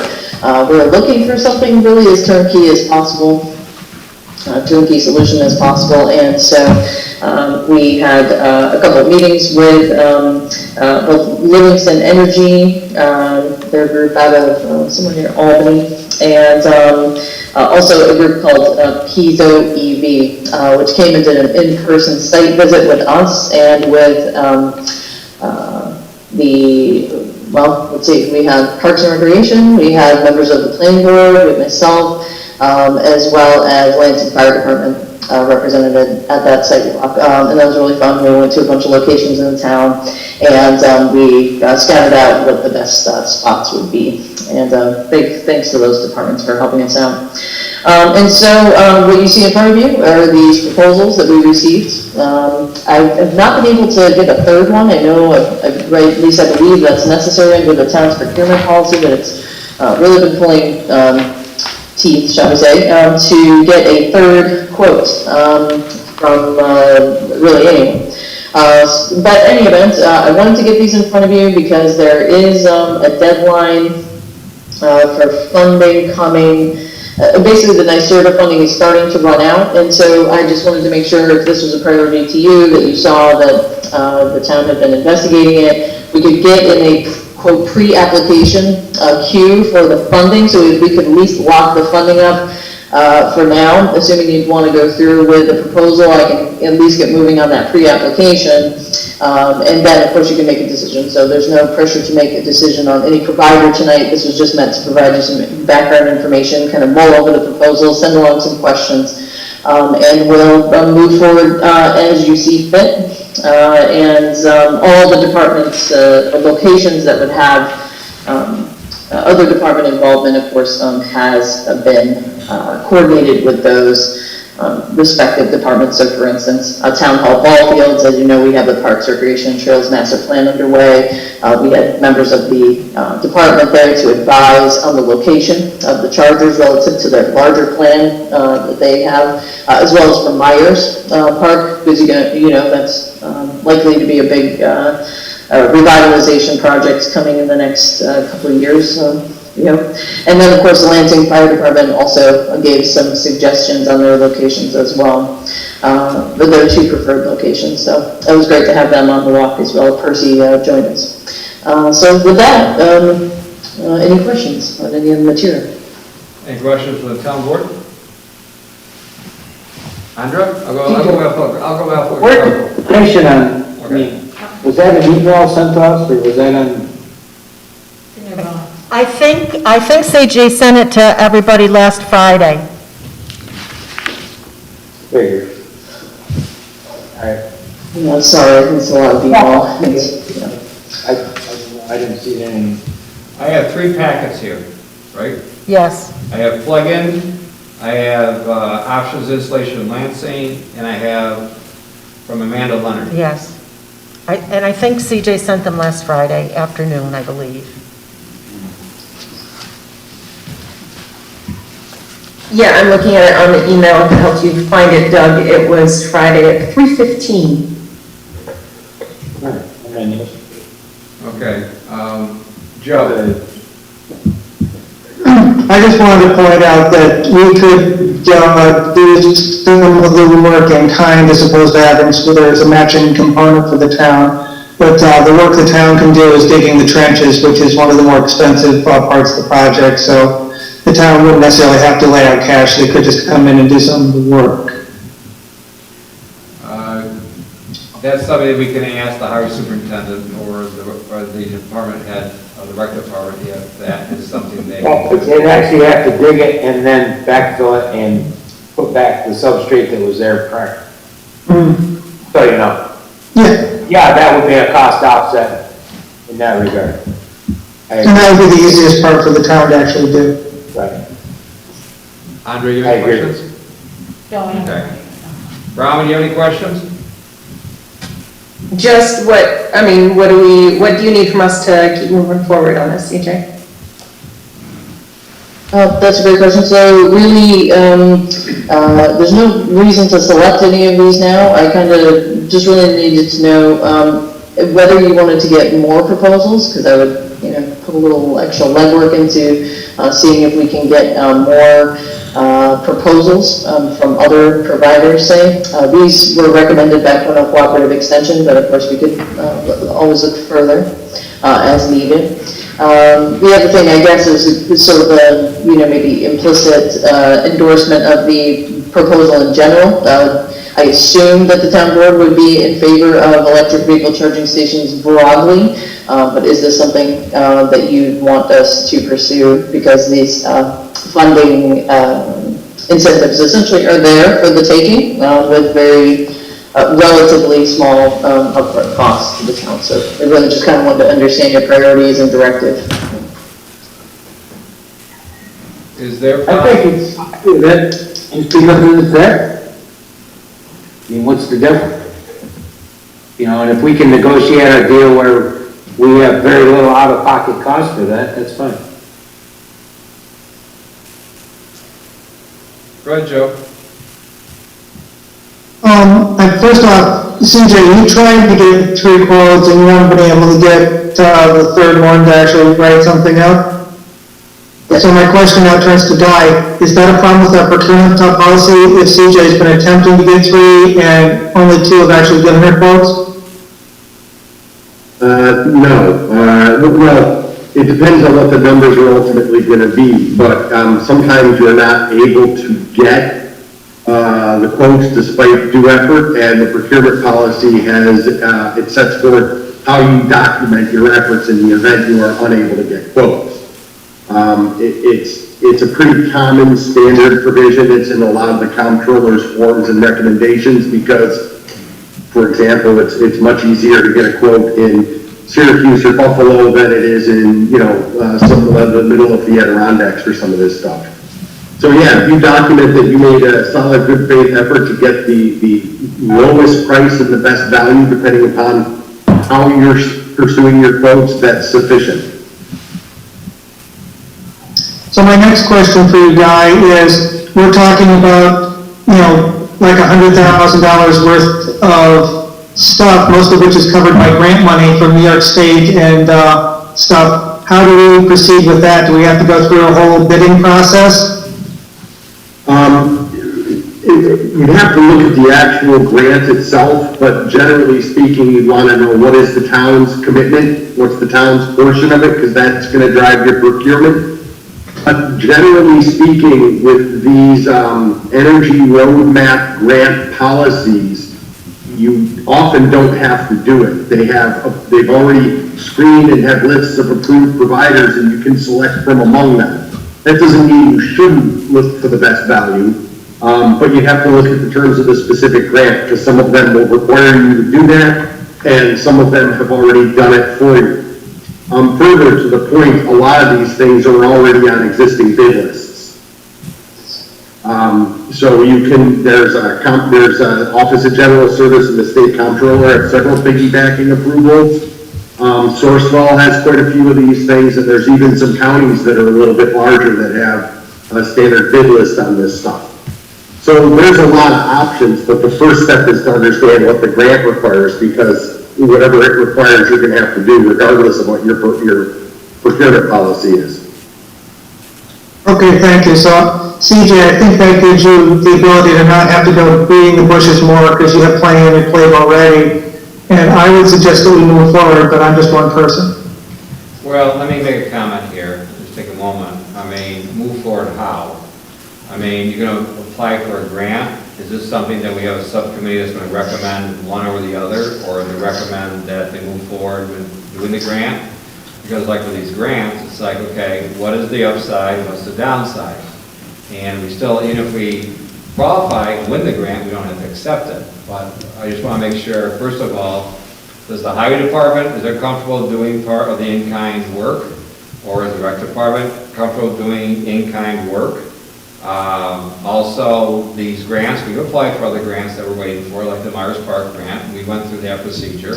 Simply want to make what the pluses are, what the minuses are going forward. And, deadlines are wonderful, but once again, are we rushing towards this because of the deadline? Or, I understand the money's there. Will they be available next year? When is the deadline? Is the deadline at the end of the year? We have to hurry, or not? These are just questions in general. I'm not at yes, I'm not at no. I want to find out forward what our commitment is time-wise and also financially on that. I'm not asking for questions tonight, but I'm also saying moving forward, where is our timeline and where we have to be to make a decision to if we want those or not. Pat and I have been talking about this for quite a while, so it's not anything new, but the devil's in the details, how you're going to get a yes. That's all I'm asking. Is give me a little more guidance as far as, and then to pick one or the other. Okay, is that a recommendation from the subcommittee to say one over the other, or is that something we throw in front of the town and tear it apart and see what the pluses are, what the minuses are? I'm feeling a little rushed. There's a lot of research that needs to be done. We need to know that we have the electric capabilities of putting these in Myers Park and out here at the ball fields.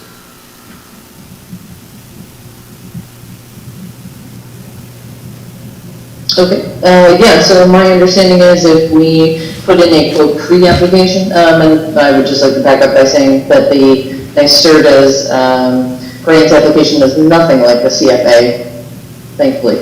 It's, kind of a single-page grant application, and it's pretty straightforward. Now, that said, this does obviously assume a lot of site civil work to be done by either highway or parks, and of course, we defer to them on their work plan. And so my understanding is that the funding is starting to run low from this program. That's if we put in a pre-application to NYSERDA for the funding for the stations, we can get the process moving with NYSEG, as they will be upgrading everything, I believe, from the poles to the panel, in terms of providing the service. At least that's my understanding. So that isn't paid 100%, because the utilities essentially are required to provide municipalities the service upgrades they need to actually be able to install the EV charging stations themselves. But obviously Parks and Highway have a significant role to play. I know they already have a lot going on, and so, that's why this is in front of this board, and, we can. So, one more thing, and this is the bigger concern I have, is that for you to do this, what are you gonna have to sacrifice not to do? Because we're down this road for the last 2 years or so. Here comes the next concern, drop everything, do it. Here comes the next concern, drop everything, do it. Here comes the next concern, drop everything, do it. Your scope of work, your plan that you sent out, and you might as well just shred that you say, here's my detailed report here. Here comes this thing out of left field. Stop everything, let's do this. At some point, it's like, we need to finish the zoning, we need to finish we have an ag committee that has it on the books to do things. This isn't a criticism of you, CJ, because you're doing heroic work, but at some point, now we're doing this, okay, to do this research. How much time does this take off your plate when we're trying to get the other stuff done from the comp plan that was passed 4 years ago? 3.5 years ago, I guess, in January, and we're still waiting for that. So I'm not against any of these things, but I get concerned when something new comes in, and yeah, let's go ahead and do this, but the one who's doing it is the one in the lower left-hand corner. And how do we do that? That's my concern. We need to get some of these projects done that we've been trying to do for a while. Because now people are starting to criticize us.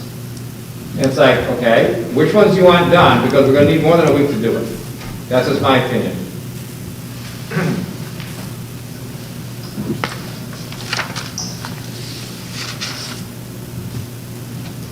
Well, I could just briefly address the work plan issue. So this, the town did appoint me as a climate smart communities and clean energy communities coordinator about 2 years ago when the CAC was created, or not when it was created, but when it was, I don't know, members were appointed to it, shall we say.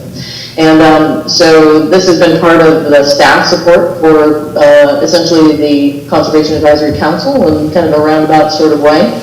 And they listed this essentially as one of their priorities. But that said, as I referred to the comprehensive plan, there is no directive about electric vehicle charging stations in the comprehensive plan. So this, of course, can be tabled until the board wishes to get a more detailed work plan from highway or parks, or from outside contractors who would do the work. That would obviously be significantly more cost to the town, but obviously, those departments will have full work plans and they respect their time.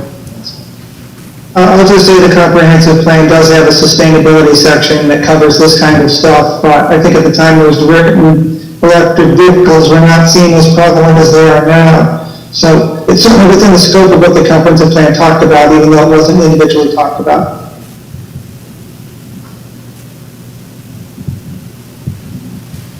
So where do we go from here? I'm just a little bit worried about the grant part, the money part. And I know all of a sudden we turn around and, oh my goodness, if we don't apply now, the grant, we can't even get in line, there's no more money left. And I don't know what to do about that, because I would hate to think we didn't apply for the grant, but then in 6 months we decide, yeah, we really want to put this in, and it's going to cost us so much more money. So, I don't know the solution, but I'd like to see us get in line for the grant, I think.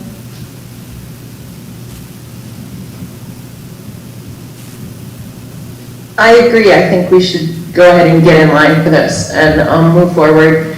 and do the pre-approval for the grant, and then see, make sure we're gonna get it, and see what is gonna be needed to move forward, because it sounds like it's very clearly under both the comprehensive plan and your scope of work. You were already working on CJ, and I know we've been talking about this for a while. It doesn't feel rushed to me at all. I mean, I know you've been talking about this research and the different locations for it, and I think we should just move on to the next step.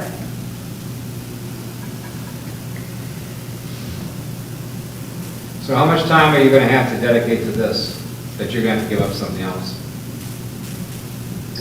Oh, well, I'm guessing that the pre-application will probably take, probably a couple hours to look through the information from the proposals. We would have to coordinate also with, obviously, parks and as well as highway department, as well as codes, because there are obviously electrical permits that would need to be pulled, and Scott will need to take a look at the specifications for the stations and make sure they can be properly installed. And site civil we need to have done within the next, by the snow flies. So call it the next 8 weeks. I know this is a busy time for highway and parks, so perhaps that's part of the balance of the time that would need to be put in. Obviously, that's not necessarily my time, but it would be in coordinating with them, not the fiscal work, of course. But and then, of course, having NYSEG out. I've already been communicating with NYSEG, as you can imagine, about other matters, but also about this Make Ready program, and they have assured me that the field planners would be out pretty quickly to help with the service upgrades, as they see this as a priority for municipalities. So, I would say over the next 8 weeks, a decent chunk of time, probably around 30 hours is my guess for all that coordination. That's almost a week, right? Dedicated entirely to that. Which you won't, because you have stuff to do, okay? I have no problem either way. Well, like I said, the bigger picture is these other projects are getting pushed back. We talk about overlay districts, we talk about RA zone, we talk about Airbnbs, we talk about noise ordinance, we talk about, okay, what's the next thing that people are sensitized about? And it seems to fall into, okay, let's do this next, let's do this next. I'm just concerned that your plan of action gets disrupted almost monthly because another concern comes up. And once again, if this is the priority the board wants, which is fine by me, then people who are concerned about other things, then we're going to have to tap the brakes on those, and they're going to have to understand some of these other things are going to have to wait. So if you want to go ahead with this, it sounds like you have the consensus of the board to do that. I'm very concerned we're going to burn out our ace, which is you. Even with that's very kind. well, this is a marathon, and even with another full-time planner, which is a huge amount of work also.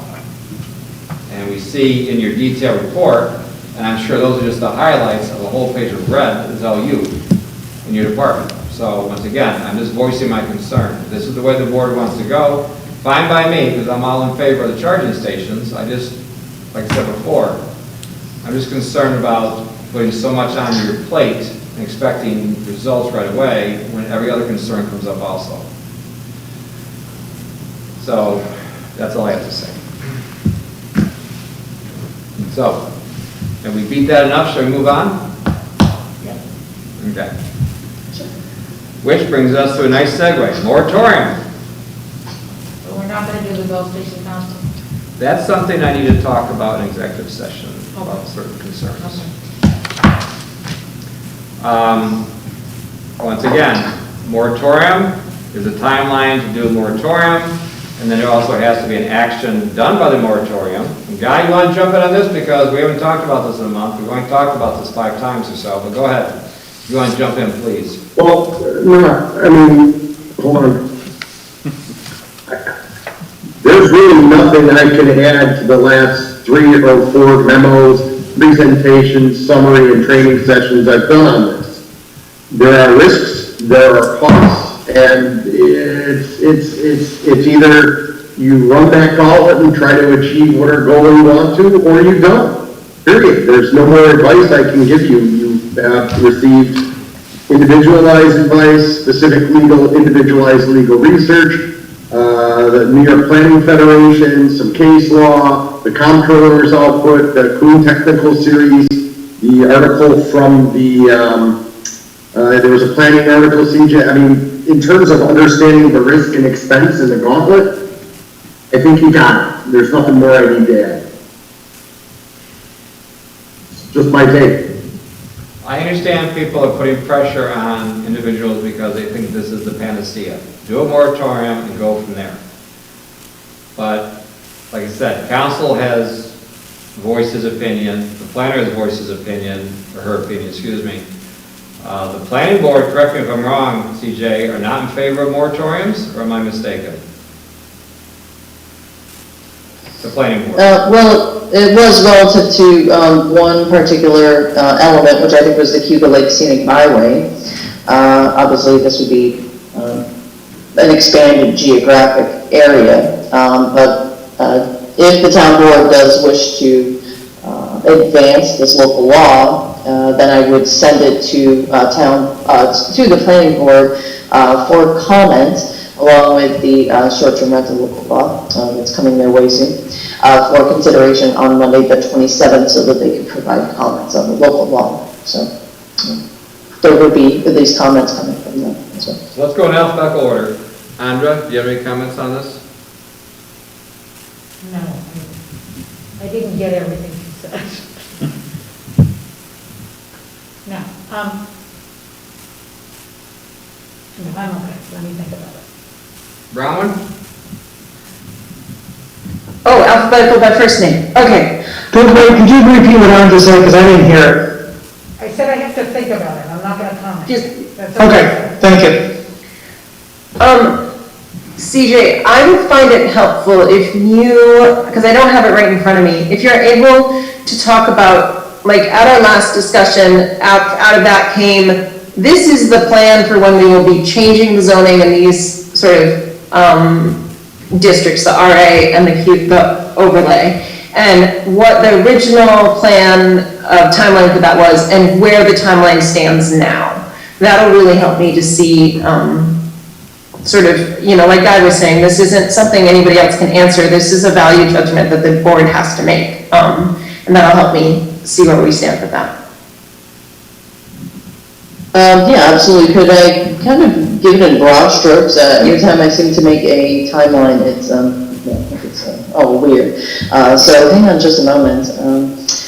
Just want to give a little bit of the broad strokes of this. And when I say the zoning code and land use regulations, I mean, that's meant to be a header for kind of all of it, right? So it could be specific zones, it could be overlay districts, it could be any amount of zoning changes that the town board, in conjunction with the planning board, of course, would like to see. So we have conducted an audit and assessment of conditions. I'm still actually digging up some fascinating historical information in the office, and so hopefully plan to have at least a short list of kind of low-hanging fruit that we can make changes to in short order.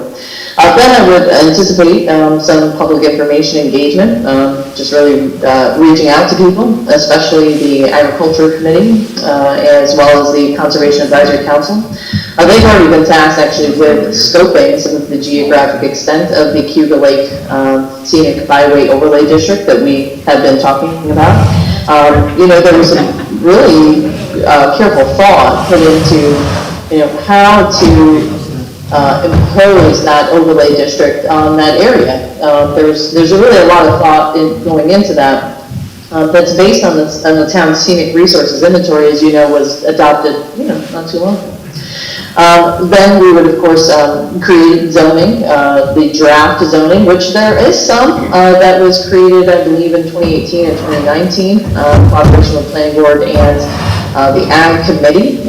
So a lot of it has been pretty well vetted, but there's still some significant gaps, especially in regards to an RA district separate from an agricultural district. We really want to make sure we're tuning in those definitions quite clearly, especially as I certainly envision a lot more agritourism and agritainment type of and just the real thing, in the future in the town. And so we really want to make sure that we're getting tuned in on those, especially relative to things like special events. That's one type of kind of special and kind of temporary use that can kind of go awry, which we definitely would like to examine as part of this exercise. Then reviewed by the town board, a series of public meetings, and seeker, which we want to do alongside the zoning. We can be noting that as we go.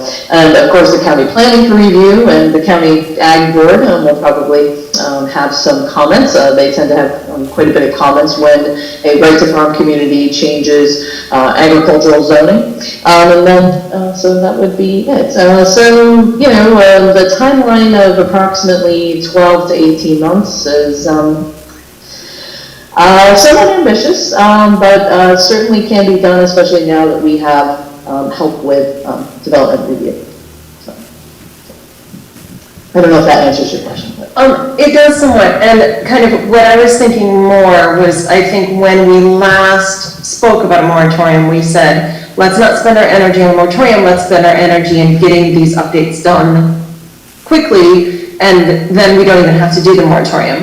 And I'm seeing that things are moving really thoughtfully, but not necessarily as quickly as we were originally hoping. So that's why this idea of the moratorium is coming up again. And that makes a lot of sense. Thank you. Okay, Doug? Unless you have any more comments, Bronwyn, we'll go to Doug. Not at the moment. All right, Doug? I don't like the moratorium. Sorry. Don't agree with it. Okay. Anything else? That's all I got. Okay, Joe? I kind of feel strongly with Bronwyn's last comment, which is we're seeing a lot of development pressure. We're way behind in the amount of work we need to do to catch our zoning up with comprehensive plans, recommendations and stuff. And, I would add to the B1, not only do we have a comprehensive plan, we've got some studies to figure out exactly how that area ought to be developed. And I would like to pause the large-scale development until we've had a chance to catch our zoning up a little bit with our comprehensive plan and with the studies we've been doing. Because if we don't, if people are watching this, how this is all developing, I expect that we'll see a increase in the number of people who are hoping to get their plan in just before we change all the zoning and kind of undermine a thoughtful planning process. And I think by pausing the development at this stage, we can do the thoughtful planning process with community engagement and not have to worry about somebody putting a development in that they have a right to do right now that would undo a lot of the planning that we've been putting forward. Okay. It's been 3.5 years since we passed the comprehensive plan. And a lot of these zoning changes for other municipalities get done in 6 months to a year because they're all tweaked. And I understand that we haven't done the comprehensive plan for a while, so that's why there's a time delay. But the reality is that this is not going to get done in 12 to 18 months. The reality is it's going to be probably 2 years before we get this done, especially with public engagement and everything else along those lines. Can we do a moratorium for 2 years? And do you want to put in a business district a moratorium for 2 years? In a B1, we have a industrial development area to encourage. I'm against the B1 being a moratorium. If you're talking about the RA zone, once again, as I stated earlier, we get distracted by the next crisis. And now because this is showing up, we have to do this. I mean, 3 months ago it was a scenic byway. And then it was the RA zone. And now we're doing charging stations. Okay, I mean, we're trying to do all these things. My concern though is that with the moratorium, you have a time limit. And you need to get something done in that time limit. And I'm just concerned that we're gonna make the town vulnerable. Because everyone says, oh, we can do this, we can do this, we can do this. And next thing you know, the next crisis comes up. CJ, can you do this for us now? I don't know if she has enough time to do that because that's not the only thing she's doing. So I'm not in favor of a moratorium either. I just think we just need to get the work done on that. And we should have got the work done 3 years ago, 2 years ago, whatever. And it's not any criticism to her. And we've added another planner. And guess what? They're swamped. So anyways, personal opinion is that this is very thin ice we're on if we're going to go down a moratorium lane on this. I don't know if we can get this done. So Guy, I need some guidance here. Can we extend a moratorium another year, another year, another year? Or is it a certain amount of time we are only allowed before all of a sudden we get hit with a lawsuit or something else? Well, as I've said before, there is an inverse relationship between the length of a moratorium and its validity. So the validity of a moratorium turns on the underlying complexity of what it is you're trying to do and what amount of genuine due diligence strides you have made during the entirety of the period of the moratorium to implement whatever goal is identified by the moratorium. So there are cases where moratoriums have survived over 2 years. There's even a case where one went over 4. Generally speaking, you start to be at risk in a year, and at 2 years, usually you're done. But it depends on what you're talking about. Here, we're not talking about a wholesale zoning change, you're just talking about isolated projects. And so, the question with a moratorium is always that cost, risk, and balance, and I think Ronwin said it very well. So the question of a moratorium, they're risky, they have limits, they are not a panacea, they are not a one-size-fits-all. But if you're going to say, geez, it's been 3.5 years, the more poignant question might necessarily be, what has stopped it from getting done in the 3.5 years? Not why wasn't it done in the 3.5 years? Because certainly, as you notice, other communities that are able to do this, what is it that they're doing differently? And Ed, you've made a point out of saying, you have a phrase that you've used at several recent meetings called shiny balls. And the town has been chasing a lot of distractions and it hasn't been able to concentrate its effort at its goal. Would a moratorium help that concentration or detract from it? I don't know. That's something the board should weigh and determine. But at the end of the day, as much risk and as many limitations as a moratorium does present, it is also a strong tool, and sometimes it is the correct tool for the job. So you got to sort of look at all sides of it and determine what is the underlying risk. There are certainly a lot of communities that have, created far more harm than good by a moratorium, but there are communities that have achieved some good with them.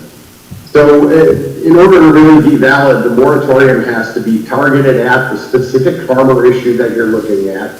There should be some sort of exigent issue or emergency, maintaining the status quo in land use while you undertake some overall resource prioritization or regulation is a perfectly valid basis for a land use moratorium. But are you at the point at which you are actually going to materially put regulations in place within 12 to 18 months? If the answer is, don't know, but we can try, then weigh the cost and risk and decide which way to go. As long as you're making really solid progress and you're not suspending your own residents' property rights for an extraordinary amount of time, i.e. over 2 years,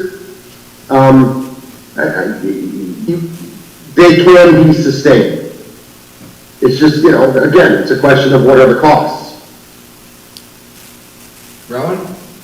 I'd like to add, as we think about the costs, it's not risk-free versus the risks of a moratorium. There are risks to not doing a moratorium too.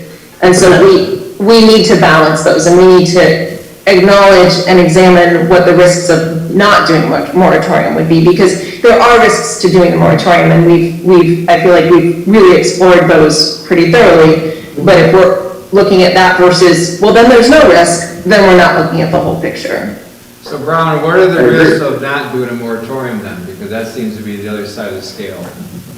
Right, I see the risks of not doing a moratorium as ending up with a town that doesn't follow what the residents want and what the comprehensive plan has laid out.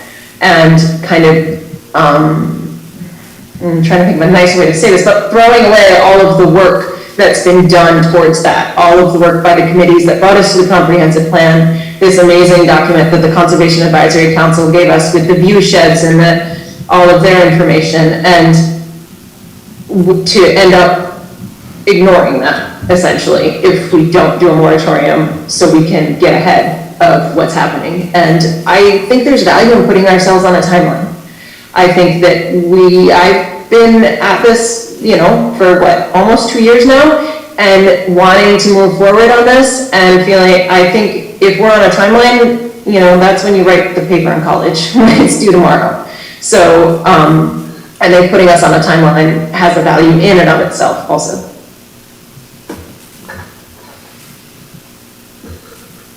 Okay, where do we go from here? Because let me tell you, if we move forward with this, the first thing it does is going to have to go in front of the planning board, and that takes away from the work from doing something else. Right? Now we're in the same situation we are with our planner. Now we've got the planning board tied up to do this, right? Do they want to do a moratorium? I'm just vocalizing. I'll give you a chance to respond. I'm not at no. I'm not at yes. I'm just weighing the timeline and the possibilities for this. If you're talking about the RA zone, where you're concerned about that, I think to do the whole thing is a huge project and probably is too time. The factor I'm considering, if it's a year, that's one thing. If you're talking 18 months, 2 years, I don't know. Maybe we need to chop this up and do pieces at a time. If you're talking about the RA zone, because you already have the ag zone proposed, that might be something to be accelerated. I'm not in favor of a B1 cessation because, quite frankly, I see that as a reaction to the Dandy Mini Mart. I see that as that. And we want our businesses in this area. We have a B1 already, as far as that goes. And we always agreed with the IDA and everything else, that's what should be there. I am concerned about, first of all, doing the RA. If you can do the RA with the ag is already there and accelerate that process, I would be in favor of that for a year. Then we can do the scenic byway for a year, if you want to do that. But we got to get something done. I mean, all these things are great, except at some point the reality's going to come crashing through the roof, and next you know, guy's going to be in court. And then, as Guy would say, once you're in court, everyone loses. So having said that, if you want to pursue this, CJ, this is my recommendation, to do the RA zone, because the ag zone has already been proposed to the planning board. Let's push hard on that and get that done. Maybe we sleep on this and talk about it later? I don't know. I mean, that's just my recommendation, to do something obtainable within a year. Okay, yeah, I think that something is obtainable. I think maybe I would like to revise my budget slightly and put in some consulting lines because, well, you'll see the department work plan for 2022 coming to you soon, both for myself and John. And, we're supporting a lot of town functions and a lot of town committees. And as such, and we try to provide high-level service to them.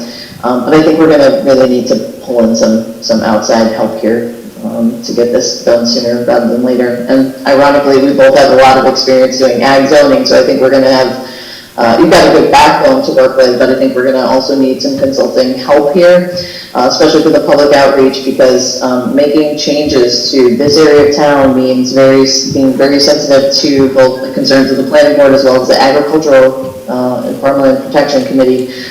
We need them front and center, and we're gonna need to work around their schedule. And so if we're gonna accelerate, but work around their schedule, that's. So the ag committee has already made the recommendations, I believe, for the ag zone. And it's problematic when you can't find them for 6 months of the year because they're out earning a living, if not more. I mean, usually we get hold of them in October, November. And then it's only there until maybe March. But I think they've already made the recommendations, if I'm not mistaken. And can we just move forward with the ones they've already made? And then send it to the planning board for their recommendations, then you send it to the town board through public hearings and everything else and move it forward. What I don't understand is the role of the planning board in the moratorium.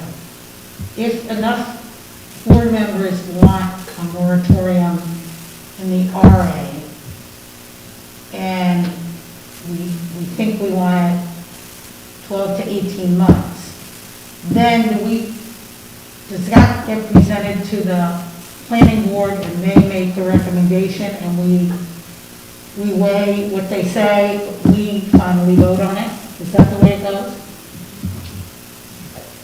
That's a great question. So as I read section 27057 in the town zoning, which is a subsection of authority, essentially, there's a section called referrals, and if a proposed amendment to zoning is made other than by the planning board, then that amendment has to be referred to the planning board. Now I defer to council whether he would consider a moratorium actually to be an actual amendment. So that's kind of a parsing semantics question, but you could give the final answer on that.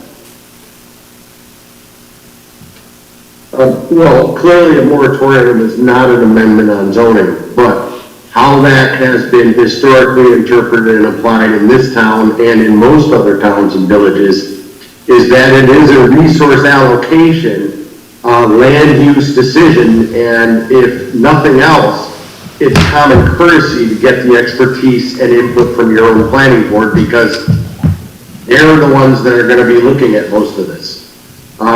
You're also going to have to decide what board or agency will review a waiver request under a moratorium. So, usually it can be anyone, but usually it's either the town board or the ZBA. But it is, you usually do not pick a planning board because you don't want them in a situation where they have taken a strong position for or against a moratorium, and then the applicant comes in with their application, they've already taken a position against it. It's a tough conflict situation to put them in. But in terms of overall planning advice and input and the extent to which a moratorium is required, what its scope should be, I think you almost have to get their input. So I don't think it's mandated, other than by common sense and simple courtesy. They are your planning board. Well, I agree with both Joe and Bronwyn. I'd like to do this and get going if we want a moratorium, because otherwise we just talk about it. We don't actually get to the next step. And that really bothers me, because we've been talking about it and talking about it. And I've been on the board a lot of years, and it would be nice to actually say, we did it. But also, I think we do need this period in order to really think about what we want to do for the RA. I agree with Ed on the business. I think the business zoning should just stay that way. So that's my opinion. So the next step, I don't want to jump over the planning board, but then again, I don't want to have the planning board look at this for the next 6 months either. No. I mean, and here we go again, right now, this is the priority, okay, which is fine. I have no problem doing this and give it a year. Okay, RA, here's the ag already proposed, it's giddy up time. And do this. Now, there's other stuff, I mean, you look at the stuff on their plate, I mean, it's not like they're sitting around looking for something to do. They're busy. But on the other hand, once we go down this road, we got a year. And the clock ticks. Now, if we're real close and we extend it another 6 months, I think that's defendable if we're almost there. If we're at a point where we're having for instance, we have to set the public hearing for it and everything, and we're over the 12 months, I think that's defendable. Correct me if I'm wrong, Guy, because I'm not the one, if we have to go down that road, you're going to be the one that has to defend us. But I think we'll be close if we make progress and say, okay, here's a year, let's move forward on this and see where we are. But on the other hand, to get the planning board's input quickly, as far as what their options are, because they've been going through the schedules, they've been going through the stuff already and the zoning, just a matter of going to the RA, and here is the stuff for them to look at what the Ag Committee recommends. Let's move forward on that decision and see where it goes quickly. So I don't know what the timetable is, if they get back to us and we start this in January, I simply don't know. I mean, I'm open-minded to it, I'm just concerned about the feasibility of completing this task within a reasonable time period. That's all. Just a point of clarification, Ed, when you say this, do you mean the moratorium or the changing of the RA zoning? Well, what I'm talking about is the actual result. Oh, okay, thanks. Okay, the actual scope of work that we will do, and at the end of the day, we have accomplished something. Because my understanding is, and I'll get to you in a minute, Joe, my understanding is that this moratorium, you have to show some results at the end. And if you say, well, we're almost there, we need another year, well, now we're going into, according to Guy, we're going into an area now where it might be a little bit more touchy. Okay, am I wrong, CJ, or?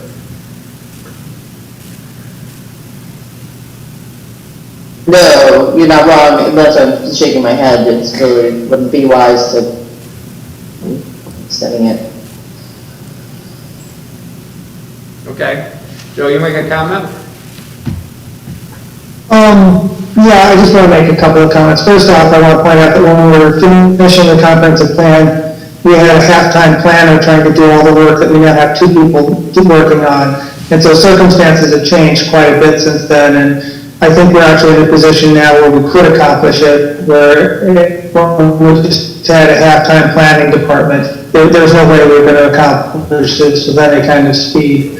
Guy, I've got a question about notice and stuff, because I would really like to put a fire under all of us, including not the town board, but the planning board as well. If we were to set a public hearing for a moratorium at our October meeting, and the planning board met and made some adjustments to the draft that you put together at their October meeting, which is the second Monday of the month, I forget what day that is. Would that be plenty of notice for the public to be able to review whatever happened, or would we have to push it to a later date? How would that work? Okay, so the planning board would basically consult and advise. If they made a recommendation, you could accept it or reject it. And certainly, you're not having it's a minor technicality, but the public hearing will be on the local law itself. And so if you want the planning board to review and comment by a specific date, then just make that request. And if they make changes or recommendations, in terms of how that all times out, the final version that you're going to consider needs to be in the hands of all of the board members in the town clerk 7 days exclusive of Sunday before it is adopted. It needs to be in its near final form at least 5 days before the public hearing, so the public has the time to look at it. Realistically speaking, that's the requirement of the municipal home rule law. 5 days is the minimum. It would probably be wiser to give more time than that, because there's a lot of levels to something like this. But you do what you have to do. If after the public hearing you make any material changes in the law, and there's a gray line there, but if you're changing dates or numbers or just basic elements or moving stuff around or adding de minimis type stuff, that's not gonna do it. But if you actually change the standards, the procedures, something significant, then you must go back to public hearing again. So those are the timelines. It's 5 days notice of the public hearing. The local law has to be in that. It has to be available for those 5 days. That doesn't have to be the version you adopt. The final version must be in the hands of all the board members of the clerk and the clerk. 7 days exclusive of Sundays before adoption. You do have the option of making a declaration that's an emergency and cutting down that 7-day rule, but here you wouldn't need it. And then again, if you make any material changes, you'd have to renotice the public hearing and go through the whole process again. The comptroller's office has a whole publication on how to adopt local laws, but the procedure is pretty succinctly set out in Municipal Home Rule Law Section 20. So you have more than enough time to, let's say, adopt something in December that will basically freeze everything in the calendar year 2022, if that's what you elect. So you could set the public hearing in November and put the moratorium in place starting in January 1st, 2022. Yeah, you could put it in place immediately. I mean, a lot of local laws make the mistake of saying this local law shall become effective on filing. Well, you're not, the municipal home rule law says you have to file a local law, but that's ministerial. If you forget to file it, it doesn't mean it's invalid. Generally speaking, there are very few local laws that actually have specific filing requirements. You would pick a date by which you would make it effective, and normally a moratoria is responding to an exigent emergency of some sort, so they go into effect immediately. If you're trying to stop something from changing, you wouldn't put the moratorium in effect next June. I feel comfortable with giving the planning board enough time in October, but come November, we'll set the public hearing and we're going to move forward. Now you're saying no, CJ, am I wrong with this? I think it'd be a little too late, and there's a couple reasons there. The planning board, I would ideally want to circulate this to them tomorrow along with county planning. Because county planning needs to provide a 239 response that you'd be considering in October. And then the planning board would be considering, they'd have the document for at least 7 business days before they met on the 27th. And that's their last meeting until late October, because the second Monday in October is a federal holiday, and so they will not be having a meeting. Okay, So that's the fine. timeline, What is What is your time, okay, CJ, you've got the helm. What do you recommend for this timetable then? Before I can set a public hearing? if you want a moratorium, this is an exigent condition, and it needs to be set now for Wednesday, October 20th. And I would need to refer to county planning tomorrow morning. I refer to local neighbors tomorrow morning. I'll have to work with the clerks because we'll have to do referrals under the GML 239 and then nice neighbor deal, because this will affect properties that are just immediately adjacent to the town boundaries. And then the planning board will need time to review it and send back comments as well. So I really need to know whether this is something that you want to do, and if so, you need to set a public hearing for October 20th. So is October 20th too soon, in your opinion, for the public hearing? That's the timeline she sent us in the email. And I'm inclined to follow your wisdom, CJ, in the timeline of this and how we should move forward, which does, you said, set the public hearing for Wednesday, October 20th. I think what I'm trying to say is that the town board sees this as, imminent, that this is a threat. I'm going to act on that, what you see as a threat, and I'm going to move that forward. The fastest that I can see is a month, so. I will move that we move forward on a moratorium and set a public hearing date for our October meeting. Do we need a resolution to do that? Yeah, I was gonna say. Yeah, you need a resolution, it's not a motion, Joe. Well, do we need any of Guy, that? what's your opinion on this? Again, In respect of what, whether you want to make a motion or resolution? I mean, it has to be a resolution, correct? No. You don't technically even need a motion or resolution to schedule a public hearing, you just schedule it. But if you'd like to schedule a public hearing, you can just make a motion, set forth the date and time of the public hearing and what it is you're considering, and, for lack of a better term, pray that you actually have a document prepared and ready by then. And if you don't, Then there's no point in having a public hearing, you have to adjourn it to another time or reset it. The nice thing is you don't have to worry about seeker. At least for this type of moratorium. There are other moratoria that are subject to seeker, but this is not. okay. Well, we've already talked about this 5 times. So let's set the public hearing then for our October 20th meeting. That's the right date, I believe? I have a calendar in front of me. You have the calendar? At 6:35, I guess, is that when we normally do these? 25th is the next town board meeting. 25th or 20th? 20th. 20th. October 20th at 6:35. We'll have a public hearing on this.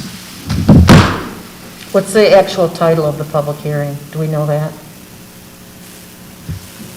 Well, it could be a temporary moratorium on certain land used development and zoning reviews and approvals for rural agricultural zone in town of Lansing. Probably this one right here. If you want to hand, I can give that to you. This right here, temporary moratorium on certain land for, Yep. just start with the temporary for the rest of the thing, Yep. okay? Is that okay, everybody? Sure. Okay. So language work for Guy? All the way up through a period of 1 year, correct? Yes, period of 1 year. Yeah, it's fine, because, the scope of the public hearing is gonna be defined by the scope of whatever the moratorium is finally in the Senate. Right. Right now, it's a draft and it hasn't been geared towards RA, B1, L1, whatever. So there's lots of different ways you can do this. You can prohibit certain type of applications from being reviewed, you can prohibit certain types of activities in certain zones. I'm not sure that's been really weighed out. If you think you can get that done and pick the right type of moratorium and make sure you set the balance between the suspension of owners' property rights and the goals of the community, have the right safety valve in it for people who suffer hardships, then if you think you can do that in a month, then yeah, you're fine, that's good. Well, is that realistically possible in a month, Guy, legally? Sounds like 3 weeks to. Yeah, you already have a draft. It's really 3 weeks. It's the policy that needs to be set. It's not the drafting and the public hearings that are gonna take the time. Well, let's have a teachable moment. All right. So do I need a second on this then? I second it. All right. So who made the motion? Joe? Joe.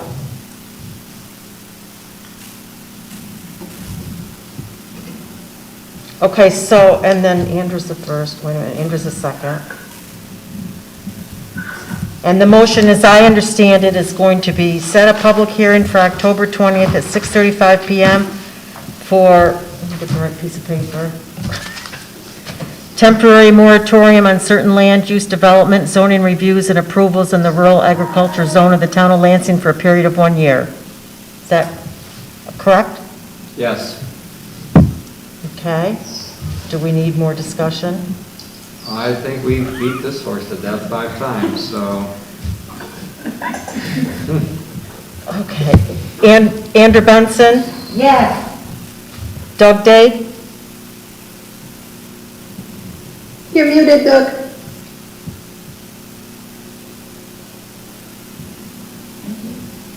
It's just a public hearing, right? Yes. Yes. Yes. Bronwyn Losey? Yes.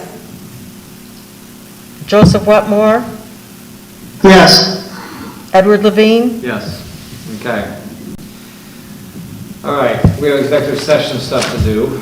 Does anybody want to take a 5-minute break? Well, wait, you can't just do that. You gotta say why you're going to executive session and all that stuff. I'm looking this over. Who, if anybody's going to be included in the executive session? Well, can we get to the, why we're going Hang on a first? second, one question at a time. CJ and Guy will be also, everybody on the Hollywood Squares. Patrick, you can go. I just need to turn the button off, that's it, I'm done? This button? Do you want to say what? Yeah, you can't shut it off yet. I'm just getting that organized here about who, first of all, I got 3 questions at once. And I feel like I'm a planner. Do this first, do this first, do this first. Well, welcome to Lansing. So the first thing is that you don't need to be here. Thank God. So I just need to turn off the button here, right? Do I need to do anything over there? Or is it CJ? That'll all be CJ. Okay. Now the thing. I'll shut up the lights. Deb needs to be there. I do or do not? I don't think, well, yes, you do need to be here. Lucky you. This is about employee safety. Is it on here? No. Employee safety. Employee safety. Is it a specific employee person? It's not employee, it's Oh. general employee safety. Why is it executive session? I don't want to discuss this openly, that's why, and I'm trying to be executive session about it. Okay. Um, Just Just what happened to reasoning? I don't want to talk about this publicly, so I guess we have no executive session tonight then. It doesn't fit into any category? No, evidently not. I guess there's a stretch here, unless Joe, you got a new card. This is the last one you gave me from 2 years Is ago. it legal advice? Legal advice would be nice, but they always give specifics to that, don't they? You can go into closed session for advice of counsel. There's one which is the proposed acquisition, sale, lease of real property, which we need to talk about. That we can go to executive session for.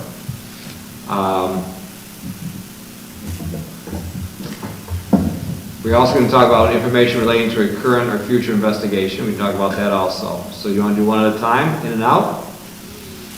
So just go in and do both of them. Okay. So the one about proposed acquisition, sale, lease of real property when publicity might affect value? Yep. Is that one? So that one, and which was the other one you said? Ongoing investigation. Information relating to current, future investigation and prosecution of a criminal offense. That's a stretch on that one. Ed, Yes. I'm looking at our agenda, and we had Bell Station Council under our work session.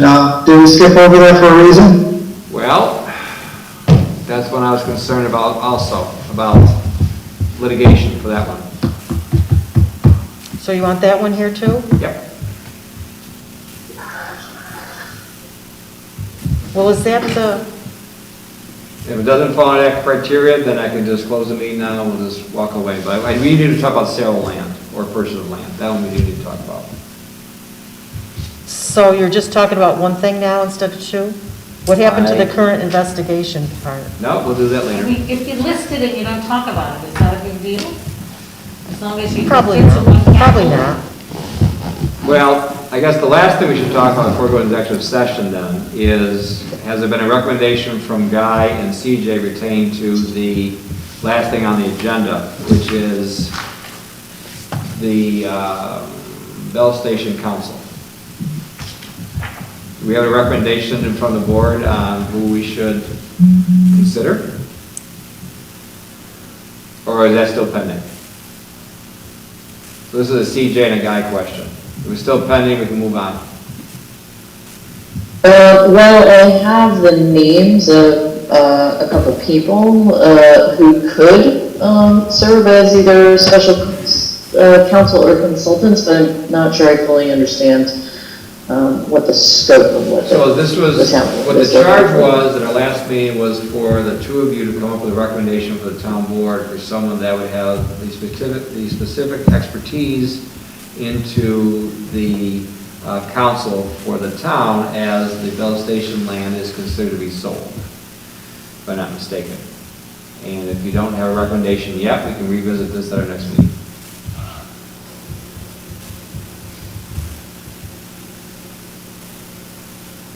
So it looks like, shall we wait till our next meeting? You can give us a recommendation on who you think we should consider.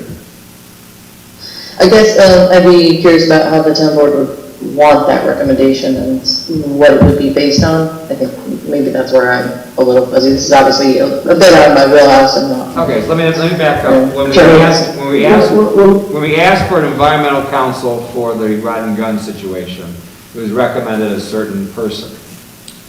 And I'm following the same template, is that do you have a certain person in mind that you would recommend to the town board to hire as a consultant in case there is a need for that counsel's expertise?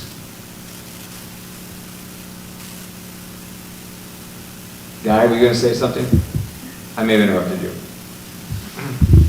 Well, I haven't talked to either candidate, and in order to evaluate any candidate, I guess I'd sort of be looking for what is the town board's goal and what are the strategies to get there. I'm also curious as to, relative to perhaps diving off the high board into shallow water and expending thousands or tens of thousands on public service commission proceedings, research, draftings, briefs, lobbying, whatever it is that you plan to do, given that the town is not the agency that has for a decade been pursuing, acquiring, or preserving this land. It actually is two other agencies. I'm trying to get a handle on how did the town end up on the vanguard in the lead on this issue, because we don't have the ability to acquire it right now. And what is the actual ultimate plan for disposition of the property? Is it just stop the sale no matter what, or is there some ultimate or penultimate goal that's being sought? And how much resources does the town want to allocate to this? Well, this was a discussion from our last meeting, and my understanding was the board was drifting into this area, but evidently if we have no dog in the fight, then I guess we don't need counsel. We'll just see how it plays out. And that's fine. I don't mind, I hate wasting money, especially if counsel's not there. That's fine with us. We'll just sit back and whatever happens, happens. That's fine with us because it's not our land. If that's the I'm just asking what goals that the town board wants to achieve.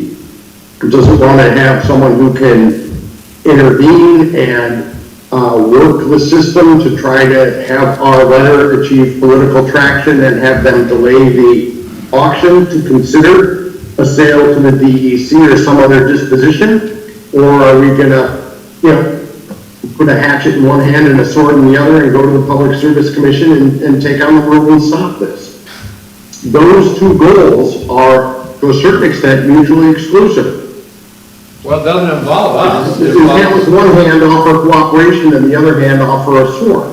So, understanding what you want to do and, what your strategy is to get from point A to point B would strongly influence even the question of whether you need an attorney or a consultant. But the last meeting, as I understood it, was to approve a letter and to get advice from someone that would be in a position to advise you on Public Service Commission issues. At this point, there's nothing pending in the Public Service Commission.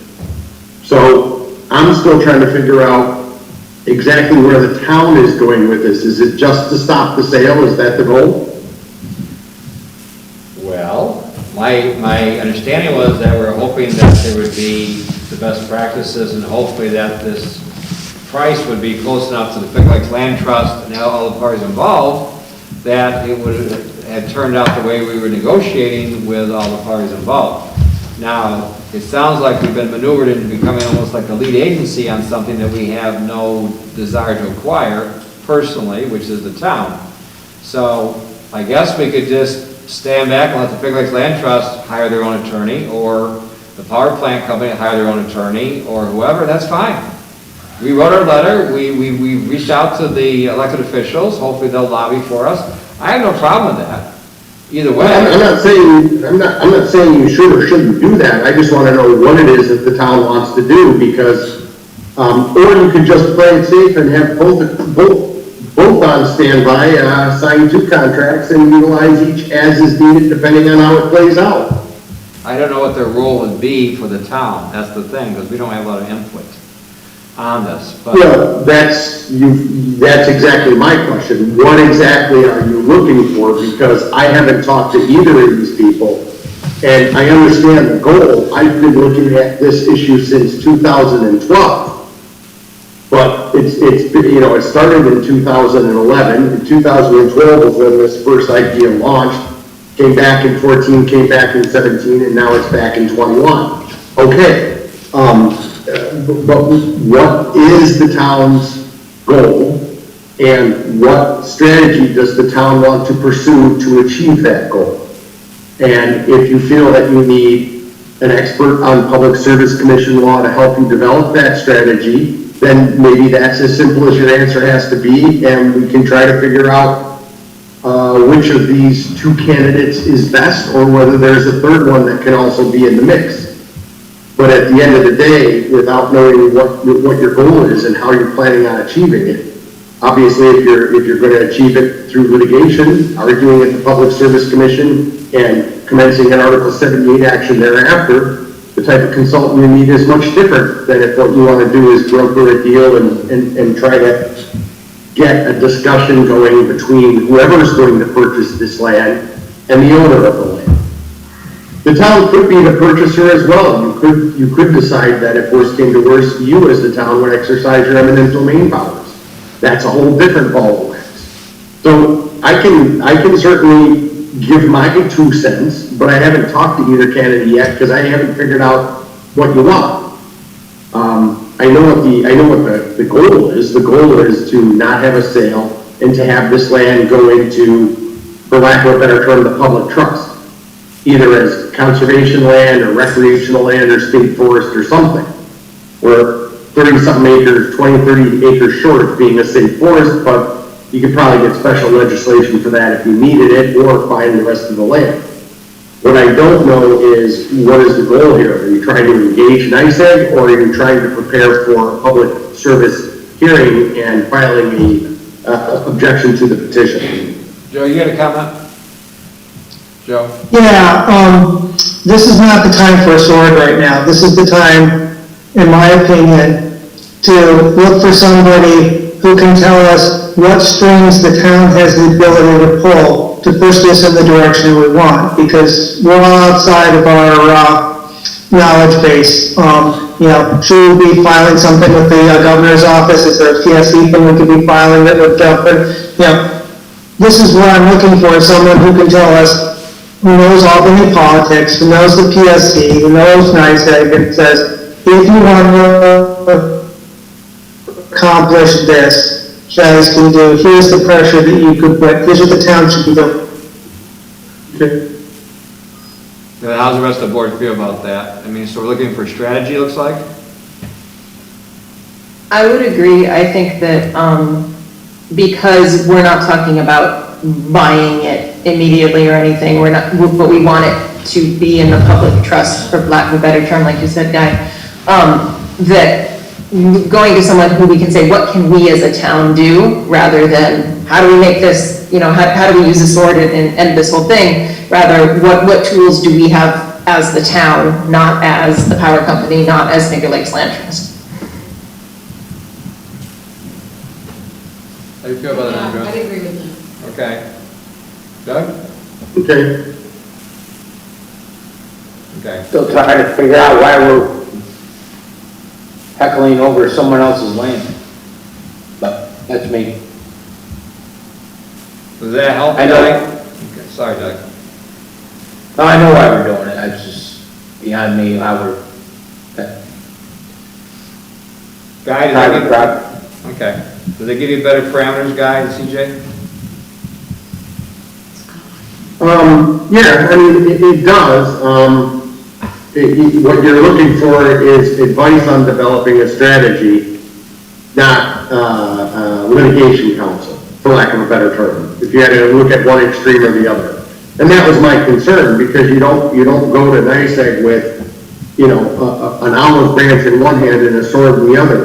What message are you really sending has been my principal concern, because historically speaking, NICEAG, granted, it's gone through a few little pieces of ownership since then, but their request has always been not to make a giant public scene and controversy out of this, because they don't want to deal with it that way, and that's sort of how it ended up getting pulled off the market again. My concern is, let's say you do end up wielding the sword, and let's say theoretically you are able to pull whatever off and win at the Public Service Commission and they deny the sale. Well, then maybe the property just never gets sold. Maybe they wait 20 years and do it again. I mean, you may have delayed the problem but achieved no goal, and at what cost? Because at that point, since you've made yourself public enemy number one, they may not sell the land, but they may be darn sure who they're never going to sell it to. So I think there's a longer term strategy that would make sense to consider. Also, I think we agree on what the concept is here for the expertise of the lawyer we're looking for counsel. And that sounds to be the strategy. So if those parameters are helpful to you too, perhaps you can bring a recommendation to our board at our next regular meeting in October. Yes? Okay. We're okay with that, everybody? A recommendation at the next meeting? Sounds good. Okay. Okay, would you want to be prepared to execute an agreement with them as well? Okay. I'd like to have an agreement, contract or something in front of us, we can discuss it. Okay. Understood. If possible, if time allows, if you can reach Well, out. yeah, I mean, I would also recommend that you at least have an opportunity, either individually or otherwise, to vet the candidates.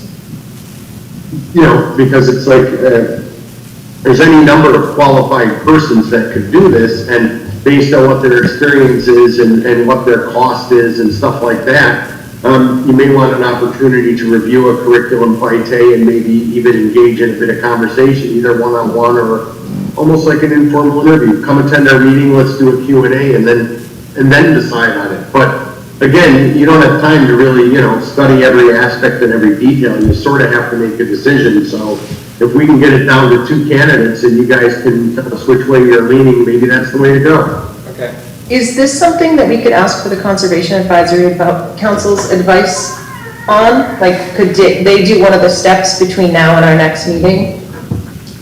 Personal opinion is that you have 2 experts right here between your planner and our attorney.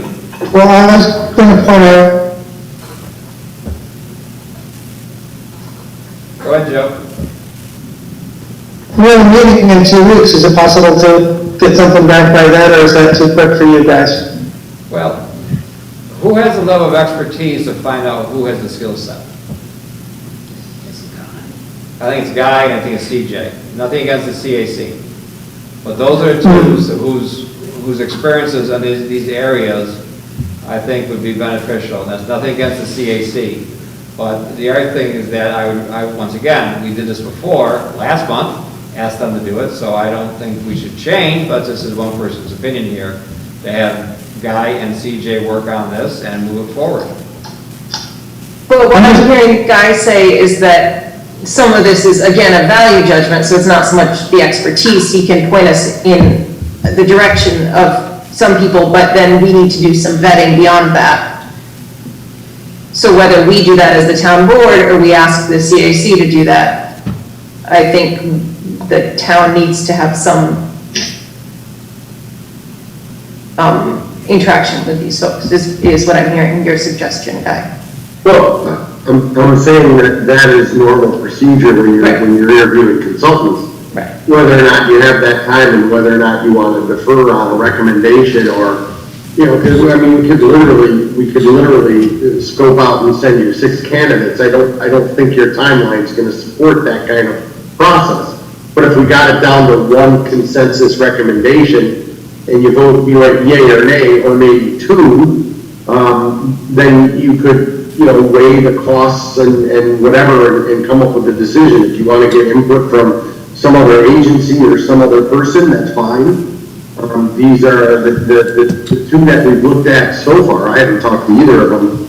Both came with pretty sterling recommendations and both have, experience longer than your arm. So it's really more a question of, what do you want to spend and what do you want to accomplish? And I think what Joe said is pretty much consistent with what he said last time and why he made a few changes to that resolution.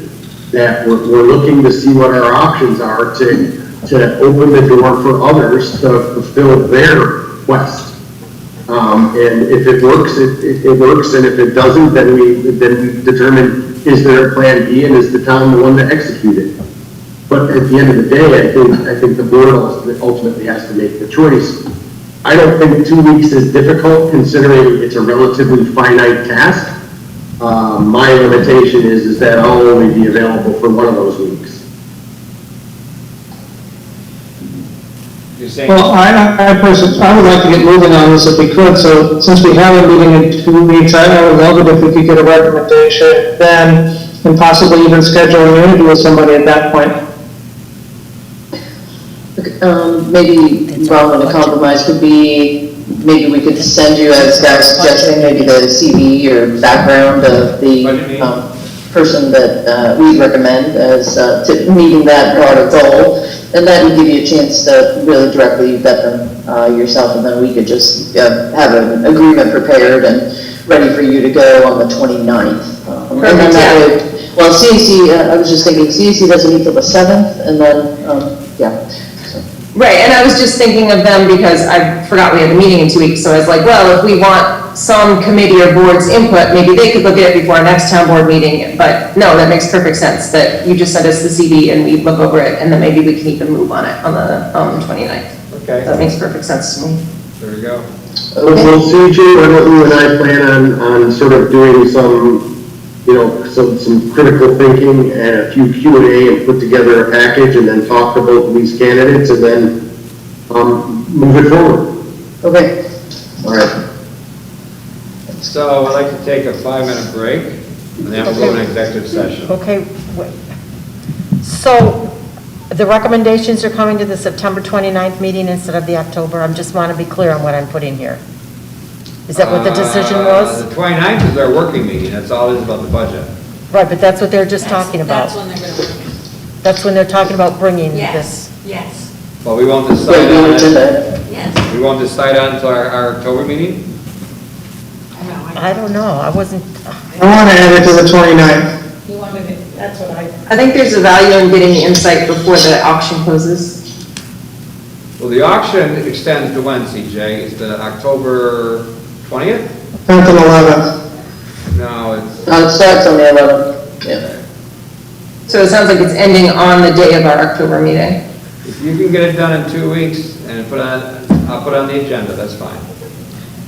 For the 29th, Thank you. yeah. okay, so before you take your break, we still need to work on the executive session, what we're doing. So the executive session, I wrote down from before, number 3, which is the proposed Yep, that's it. acquisition That's the sale. only lease. one. That's the only one. that's the only one. Cross this off. Okay, so I have a motion by Ed, do I have a second? Or, I guess you're supposed to have it, I don't know. Okay, all in favor? I, Aye. Aye. Any opposed? So you guys can go on your nice day. To,